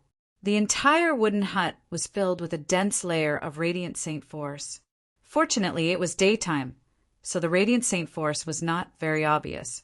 Coupled with the special characteristics of Radiant Saint Force, no one noticed it at all. This time, Jianshin only spent 2 hours to make a full recovery. It was many times more efficient than before. Jianshin sat up on the bed and carefully sensed his body. This time, he could only sense that his body had become stronger. He had no idea just how much stronger it had become. Jianshin took off his blood-soaked clothes and took out a towel to wipe the blood off his body. Afterward, he took out a new set of white robes from his space ring and left the wooden hut after putting them on. It was already afternoon. Jianshin expanded the senses of his soul and found little Fatty, who was planting vegetables in the fields very soon. He immediately flew over. As Jianshin was facing little Fatty discovered him as soon as he approached. Little Fatty immediately stopped what he was doing and looked at Jianshin enviously. He said, "Jianshin, isn't the feeling of flying in the sky wonderful?" Jianshin smiled and said, "Little Fatty, you have a very powerful father and grandfather. I believe you'll be able to reach the level of a Heaven Saint Master very soon." "It's still early. I heard my father say that he only reached the level of a Heaven Saint Master when he was 56 years old. I'm only 21 years old right now. I still have to wait for another 20 or 30 years. Little Fatty said with a bit of sadness. He was only a low-level, great Saint Master right now and had only broken through a month ago. However, being able to reach the level of a great Saint Master at the age of 21 was already considered a genius on the Tianyuan continent. Most importantly, little Fatty's strength was obtained through his own hard work. He did not use any heavenly resources. Jianshin patted little Fatty's shoulder and comforted him. "Little Fatty, don't be discouraged. You're already doing very well. In the outside world, the number of people who can reach the level of a great Saint Master at your age can be counted on one hand. Once the outside world was mentioned, little Fatty immediately became spirited. He stared at Jianchen with a pair of shining eyes and asked, "Really? Jianchen, then, is my current strength very powerful in the outside world?" This little Fatty, let's talk about this later. Right now, I have something I need your help with." Jianchen hurriedly changed the topic. "What is it?" "Jianchen, just say it." "I, little Fatty, will definitely help you." Little Fatty immediately rolled up his sleeves and said solemnly. Jianchen took a few steps back and said with a serious face, "Little Fatty, use your saint weapon to attack me." "What? Attack you?" Little Fatty was stunned. He thought he had misheard. "Yes, little Fatty, attack me as much as you want. Don't worry, you won't be able to do much damage to me," Jianchen said with a serious face. Little Fatty hesitated for a moment, but when he thought about how Jianchen was already a Heaven Saint Master, he relaxed. He nodded and agreed. "All right then, but you can attack me. I'm not your opponent." As he said that, surging saint force surged out of little Fatty's hand, forming a pitch-black machete in the end. A gleam of light flashed through Jianchen's eyes. He looked at little Fatty with a bit of surprise. "Little Fatty, is your saint force of the darkness attribute?" Little Fatty nodded and said, "Yes, my father said that my saint force is of the extremely rare darkness attribute. It's the same as my grandfather's." "Uncle Xiao also has darkness attribute saint force?" Jianchen's heart skipped a beat. However, before he could think about it, little Fatty's voice rang out, "Jianchen, be careful. I'm going to attack." As soon as he said that, little Fatty's machete slashed towards Jianchen with a strange darkness attribute saint force. Because little Fatty mistakenly believed that Jianchen wanted to test his abilities, he did not hold back at all. He used his full strength. With a flash of black light, little Fatty's machete had already cut through the air, viciously chopping down on Jianchen's shoulder. The powerful saint force ripples directly toward Jianchen's robes to shreds, revealing Jianchen's fair and tender body. Seeing how Jianchen did not dodge at all, taking on his attack with his own body, little Fatty's expression immediately changed. He cried out, "Jianchen, why aren't you dodging?" However, in the next moment, little Fatty's eyes widened as disbelief filled his face. This was because Jianchen did not take any defensive measures and had taken his full strength attack. He was not injured at all, and there was only a clear mark on his shoulder. How is this possible? Am I seeing things? Little Fatty stared dumbfoundedly at the unscathed Jianchen. His face was filled with disbelief. His full strength attack had landed on Jianchen, but it did not even leave a scratch on his skin. "Ha!" Looking at his shoulder that was not injured at all, Jianchen laughed out loud. His joy had reached a point where he could not be any more joyful. The chaotic body really was powerful. He had only used a sliver of chaotic force to refine his body, and it was already so tough. If he could continue refining his body, he was certain that even Earth Saint Masters or even Heaven Saint Masters would not be able to harm him in the future. Chapter 388. Jianchen, why is your body so tough? Don't tell me it's made of iron? Little Fatty stared at the mark on Jianchen's shoulder in shock and asked in shock. Jianchen took out a new set of clothes from his interspatial ring and said with a smile, "It's not made of iron, but it's just a little stronger than a normal person." Little Fatty looked at Jianchen with a strange gaze and said, "It's not just a little stronger, it's perverted." Jianchen laughed and did not continue on this topic with little Fatty. Looking at the unfinished vegetable sprouts in the field, he asked, "Little Fatty, do you need my help?" "Yes, of course. My father and grandfather went to the cornfield. Now, I'm the only one planting the vegetables here. You came at the right time. With one more person working, we can finish planting the vegetables earlier." Little Fatty did not stand on ceremony with Gentian at all. He grabbed the vegetable sprouts in the field and handed them to Gentian, saying, "I'll plant here, you plant there. With the two of us working together, we can finish planting the vegetables before dinner." Gentian received the vegetables from Little Fatty and said, "Little Fatty, I may have to leave this place soon." Hearing that, Little Fatty's hands trembled slightly. Then he continued to plant the vegetables silently. After a while, he finally said with some sadness, "I know that I can't keep you here. You'll have to go to the outside world sooner or later." Gentian sighed and said, "Little Fatty, I'll talk to your grandfather tonight and get him to agree to let you go to the outside world. It's not a good idea for you to stay here for the rest of your life. This place is just too small. Plus, with your talent, it's too much of a waste for you to spend the rest of your life here." "Gentian, what about the outside world? What's the outside world like?" Little Fatty stared fixedly at Gentian. His eyes were filled with yearning. He had grown up in Longevity Village and had rarely left Longevity Valley. He had only heard bits and pieces about the outside world from his father, but he had never seen it before. He did not even know how big the outside world was. The outside world is very big, very big. There are many people and many interesting things. At the same time, it is also very cruel and very complicated. Little Fatty, when you really go to the outside world in the future, you will naturally understand. Gentian sighed. "But my grandpa will definitely not allow me to go out." Speaking of this, Little Fatty's expression turned gloomy. "I'll talk to your grandfather tonight and try to convince him." Apart from persuading Little Fatty's grandfather, Gentian had no other choice. Uncle Shio's cultivation was unfathomable, and he was not willing to offend him. Very soon the evening arrived. The setting sun was gradually setting in the west, leaving behind a brilliant sunset glow that illuminated the entire sky. In the tranquil Longevity Village, smoke rose in spirals from the chimneys of every household, drifting in the sky. After working for an entire afternoon, Gentian and Little Fatty walked back from the fields.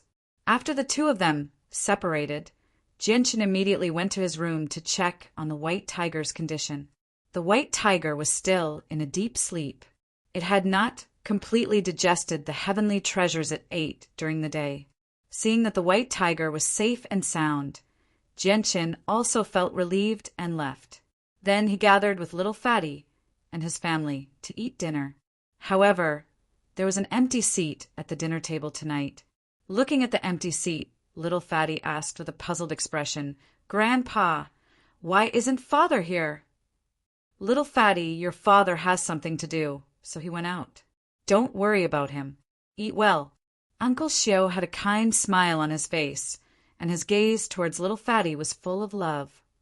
"Oh," Little Fatty replied in a low voice, and his expression immediately became gloomy. He knew that his father probably went to the outside world again. The outside world was something that Little Fatty had yearned for since a few years ago. Gentian's gaze flickered as he looked at Uncle Shio. After hesitating for a while, he finally opened his mouth and said, "Uncle Shio, have you never thought of letting Little Fatty go out to gain experience?" As he said that, Gentian's eyes were fixed on Uncle Shio's expression. As expected, Uncle Shio's expression changed. However, before he could say anything, Gentian continued, "Uncle Shio, it's not good for Little Fatty to continue living in this mountain village. At most, he'll be able to live an ordinary life and lose a lot of the pleasures of life. Moreover, he won't be able to truly grow up if he stays here forever. Without experiencing the hardships of the outside world, Little Fatty's mind will never truly mature. Furthermore, I believe you know that Little Fatty doesn't like this kind of life either. Since you care about Little Fatty so much, you should consider his growth more. He can't grow up in your embrace forever, or he won't be able to truly grow up. Not only will you not help him by restricting him like this, you'll even harm him." Uncle Shio fell silent when he heard that.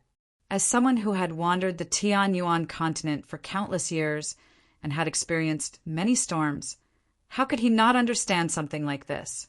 However, he really did not want little Fatty to set foot in the outside world. He had experienced far too many things and had already seen through the nature of the world. He only hoped that little Fatty could live here peacefully without being tainted by the world. He wanted to retain a pure heart and cultivate peacefully. Afterwards, Jianqin gave a large number of reasons to persuade Uncle Xiu to relent. In order to help little Fatty escape from this bitter life, Jianqin had basically racked his brains and used all the reasons he could think of. Perhaps Jianqin had hit the nail on the head, but Uncle Xiu remained silent the entire time. He ate like a machine and did not express any opinions. "Grandfather, I've never seen the outside world before. I really want to go out and take a look." Little Fatty also looked at Uncle Xiu pleadingly as he spoke, pitifully. "Father, Jianqin is right. I know that you've already reached a level that we can't catch up to. You've seen through the nature of the world. But little Fatty is still an inexperienced Saint Master. He has never experienced anything like that. He doesn't even know what the outside world is like. Just because you can see through it doesn't mean little Fatty has seen through it. If little Fatty doesn't go out and experience some setbacks, he'll probably never be able to mature. Father, if you're really thinking for little Fatty, you should let him go out and gain some experience so that he'll have the ability to deal with anything that comes up in the future." Little Fatty's mother also pleaded. Her voice was gentle and graceful. Her manner of speech was like that of a young lady from a large family, as if she was the daughter of a large family. Under the pressure of Jianqin and little Fatty, Uncle Xiu finally relented. He let out a long sigh and said, "Forget it, forget it. What you've said is not without reason. I was too stubborn before. Little Fatty, since you want to go out and explore the outside world, Grandfather won't stop you." "Really, Grandfather? You really agree to let me go out and explore the outside world?" Little Fatty was overjoyed. He was extremely emotional. Seeing little Fatty's emotional expression, Uncle Xiu could not help but sigh inside. At this moment, he could not help but ask himself whether it was right or wrong for him to leave little Fatty here. Uncle Xiu placed a mouthful of food into his mouth and said, "Little Fatty, if you want to leave, Grandfather won't stop you. However, you must have the strength of an Earth Saint Master." "All right, Grandfather. I will definitely cultivate diligently in the future so that I can break through to Earth Saint Master as soon as possible." Little Fatty was not discouraged at all. Instead, he was excited. Seeing how happy little Fatty was, his mother could not help but smile faintly. In the blink of an eye, 3 days passed. During these 3 days, Jianqin and little Fatty had chopped down quite a lot of wood and rebuilt an even larger wooden hut where the fire had originally been. They had basically fulfilled their promise. After the wooden hut was built, Jianqin bid farewell to little Fatty. He promised to visit him on this day next year and take him away once he broke through to Earth Saint Master. Afterwards, Jianqin left with the white tiger in his arms. Before he left, a space ring appeared in his hand. It had been given to him by Uncle Xiu. It contained a few heavenly resources he had collected in the myriad mountains over the years. He had given them all to Jianqin in hopes of helping the white tiger grow faster. Jianqin quickly flew over the myriad mountains with the white tiger in his arms. He constantly thought about how he could find a space gate to return to the kingdom of Jessin. This place was just too far away from the kingdom of Jessin. Even if Jianqin flew nonstop, it would still take him a very long time to get there. The only quick and simple method was to use a space gate. Unfortunately, space gates were just too rare on the Tianyuan continent. Although there were space gates everywhere in Mercenary City, he did not have the right to use them. He did not know of any other space gates aside from Mercenary City. Whoa, whoa. The white tiger in Jianqin's arms suddenly began to cry out loudly, interrupting Jianqin's thoughts. The white tiger stared at the ground behind it as it waved its paws randomly in the air. Jianqin stared at the white tiger in confusion. He had no idea what it was doing.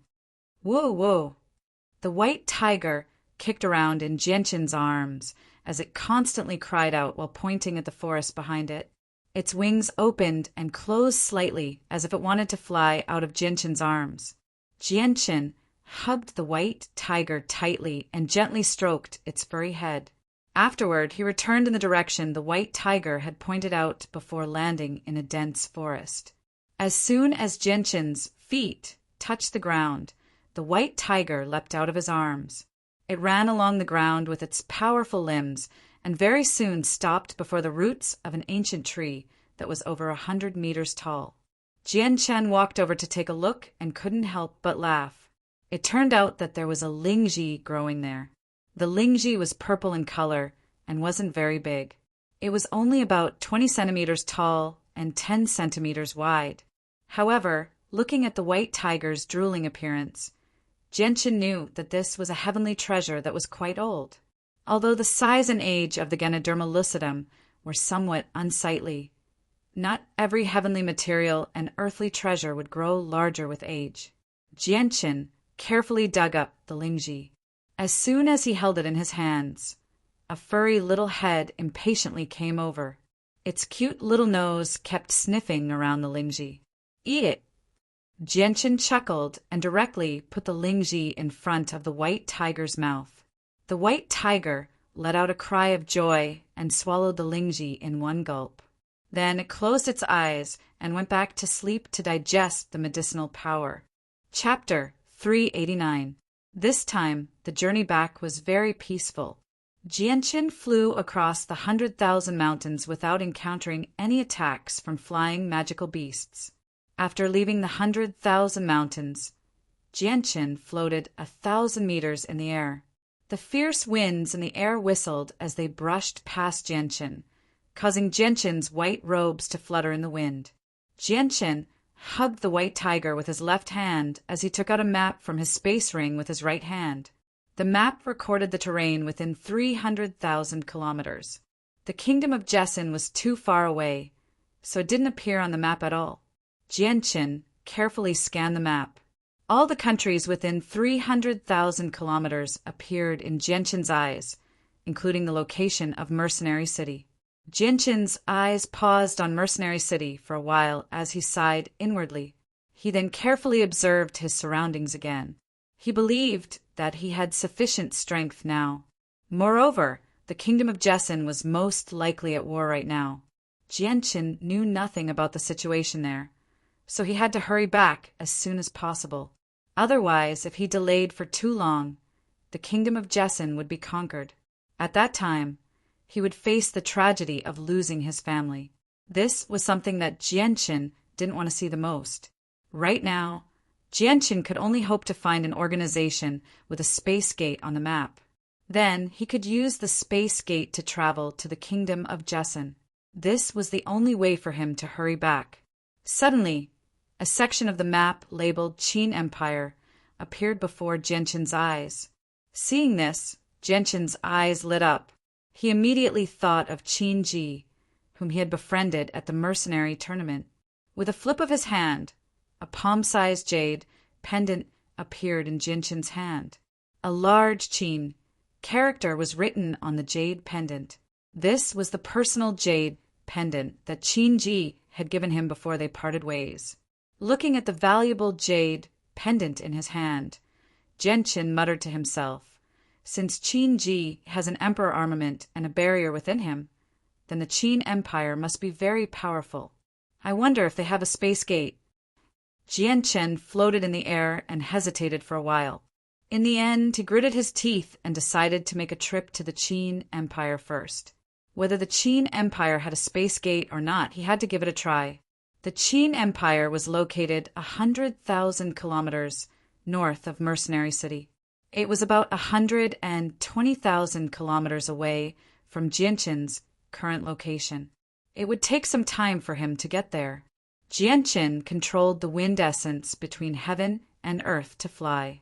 Although his speed was slower than using the flickering shadows, thousand illusions, and the heaven-seizing fortune art, he could still cover a distance of 1,500 kilometers in 2 hours. In this way, Jianqin could cover a distance of 20,000 kilometers in 24 hours. After 7 days of flying, Jianqin finally arrived at the border of the Qin Empire. During these 7 days, Jianqin rarely rested and spent almost all of his time on the road. The white tiger had also been fed a large amount of heavenly treasures by Jianqin. It had been in a deep sleep all day to digest the medicinal effects. However, after consuming a large amount of heavenly treasures, the white tiger's growth had become extremely fast. It was now a meter long and weighed 50 kilograms. Jianqin found it difficult to hold it in his arms. Its strength had also soared to the stage of a rank 2 magical beast. Perhaps it was because the white tiger was a divine beast, the winged tiger. Its strength could be piled up with a large amount of heavenly treasures without leaving behind any side effects. It was not like humans, who would rapidly increase their strength by absorbing energy from monster cores for a long period of time. This would cause their foundation to become unstable, which would be a great hindrance to their future cultivation path. In front of them, there was an ancient city wall that was over 100 meters tall. It was like a long dragon crawling on the ground, blocking the line between heaven and earth. It was mighty and majestic, giving people a feeling that it was as vast as a mountain. Above the gate of the ancient city wall, there were 3 large words written in flamboyant calligraphy: Qin Huang Kingdom. This was the border fortress of the Qin Empire. As soon as they approached it, the originally quiet region immediately became lively. Jianqin hovered over 1,000 meters in the air and looked down at the ground. He could only see a crowd that was smaller than ants going in and out of the Qin Empire's border fortress. Mixed among them were many caravans carrying large carts of goods. Jianqin did not follow the normal path of entering the Qin Empire through the gate of the fortress. Instead, he directly flew 1,000 meters in the air and directly flew into the Qin Empire's territory without any disguise. Although Jianqin's actions were noticed by a few of the soldiers guarding the fortress, they did not move at all. They only watched on enviously as Jianqin flew into the distance. This was because a Heaven Saint Master did indeed have this privilege. Even if they wanted to stop him, they did not have the ability to do so. The Qin Empire's territory was extremely large. It was 4 to 5 times larger than the kingdom of Jessen. Jianqin flew another 10,000 kilometers and finally arrived at the capital of the Qin Empire on the 2nd day, the Qin Imperial City. This was a king-level city. Its scale was only second to the 7 major cities of the Tianyuan continent. It was extremely prosperous. Jianqin flew into the Qin Imperial City and landed in a remote area near the Imperial Palace. He then carried the sleeping white tiger in his arms and walked towards the palace gate. "Stop! What are you doing?" A few great Saint Master guards at the entrance of the Imperial Palace immediately stopped Jianqin and asked. Jianqin expressionlessly took out a jade pendant and said, "I'm looking for Qin Ji." "How dare you? How can the 3rd prince's name be called so casually?" As soon as Jianqin finished speaking, a guard immediately shouted from behind him, "The 3rd prince?" Hearing this, Jianqin's heart skipped a beat. He never thought that Qin Ji really was a prince of the Qin Empire. When the guard standing in front of Jianqin heard Jianqin directly call out Qin Ji's name, his eyes also became somewhat sharp. However, when he saw the jade pendant in Jianqin's hand, his expression immediately changed.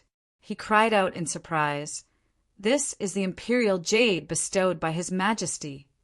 Hearing this, the face of the guard who was shouting earlier also changed. He hurriedly shrunk his neck and silently retreated.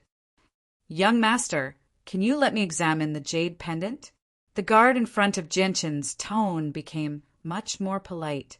Even the way he addressed him changed. Jianqin didn't say anything and directly handed the jade pendant that Qin Ji gave him to the guard. The guard respectfully took the jade pendant and carefully turned it over in his hand for a while. After confirming that it was real, he returned the jade pendant to Jianqin's hand and said, "Young master, please leave your name. We will go inform the third prince.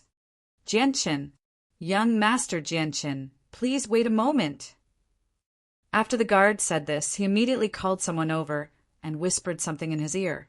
Then, that person quickly ran into the imperial palace. The waiting time wasn't short.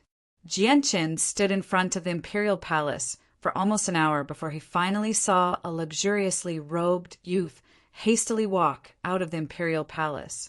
Behind the youth were two beautiful young maids. Greetings to the third prince.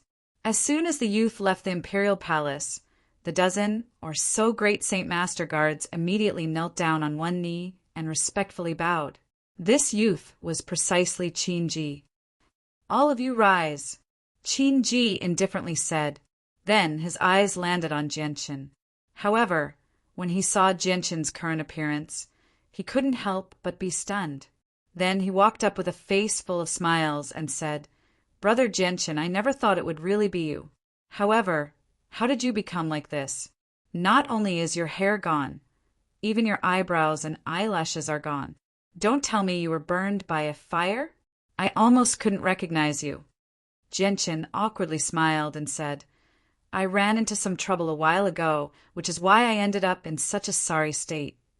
Jianchen and Qin Ji exchanged a few pleasantries. Then Jianchen was invited into the imperial palace by Qin Ji. In a dazzling palace, a banquet was set up and Jianchen was warmly received. During the banquet, Jianchen and Qin Ji casually chatted about some topics. They chatted happily as if they were friends who hadn't seen each other for many years. From time to time, the two of them would laugh heartily. After eating and drinking to their heart's content, Jianchen immediately entered the main topic. He looked at Qin Ji with a serious expression and asked, Brother Qin Ji, I came this time because there is something I might need your help with. Qin Ji also knew that Jianchen would never visit a temple without a reason, so he chuckled. Brother Jianchen, feel free to tell me what you need help with. As long as it's within my capabilities, I will definitely not refuse. Jianchen became rather stern. Brother Qin Ji, I urgently need to go to a place through a space gate right now. May I ask if there are any space gates in your Qin Empire? With that, Jianchen stared at Qin Ji nervously. Qin Ji was slightly surprised, but then he smiled easily, and I thought it was something important. Brother Jianchen, you've come to the right place in our Qin Empire if you're looking for a space gate. In the surrounding 100,000 kilometers, only our great Qin Empire has a space gate apart from Mercenary City. Jianchen was overjoyed when he heard that. He hurriedly said, Brother Qin Ji, I'll have to trouble you with this matter. I hope I can use your space gate. Qin Ji chuckled. Brother Jianchen, don't worry. Leave it to me. Although the space gates in our Qin Empire are not open to the public, there are always exceptions. I'll talk to my father about this when I return. It shouldn't be too difficult. In that case, thank you, Brother Qin Ji. Jianchen was filled with gratitude. At the same time, he was extremely happy. He had finally found a space gate, so he could quickly return to the kingdom of Jessen. Qin Ji downed the wine in his cup in a single gulp before picking up some delicacies with his chopsticks and chewing leisurely. He said with a muffled voice, however, Brother Jianchen, I suggest you wait 3 days before leaving through a space gate. Why? Jianchen was confused.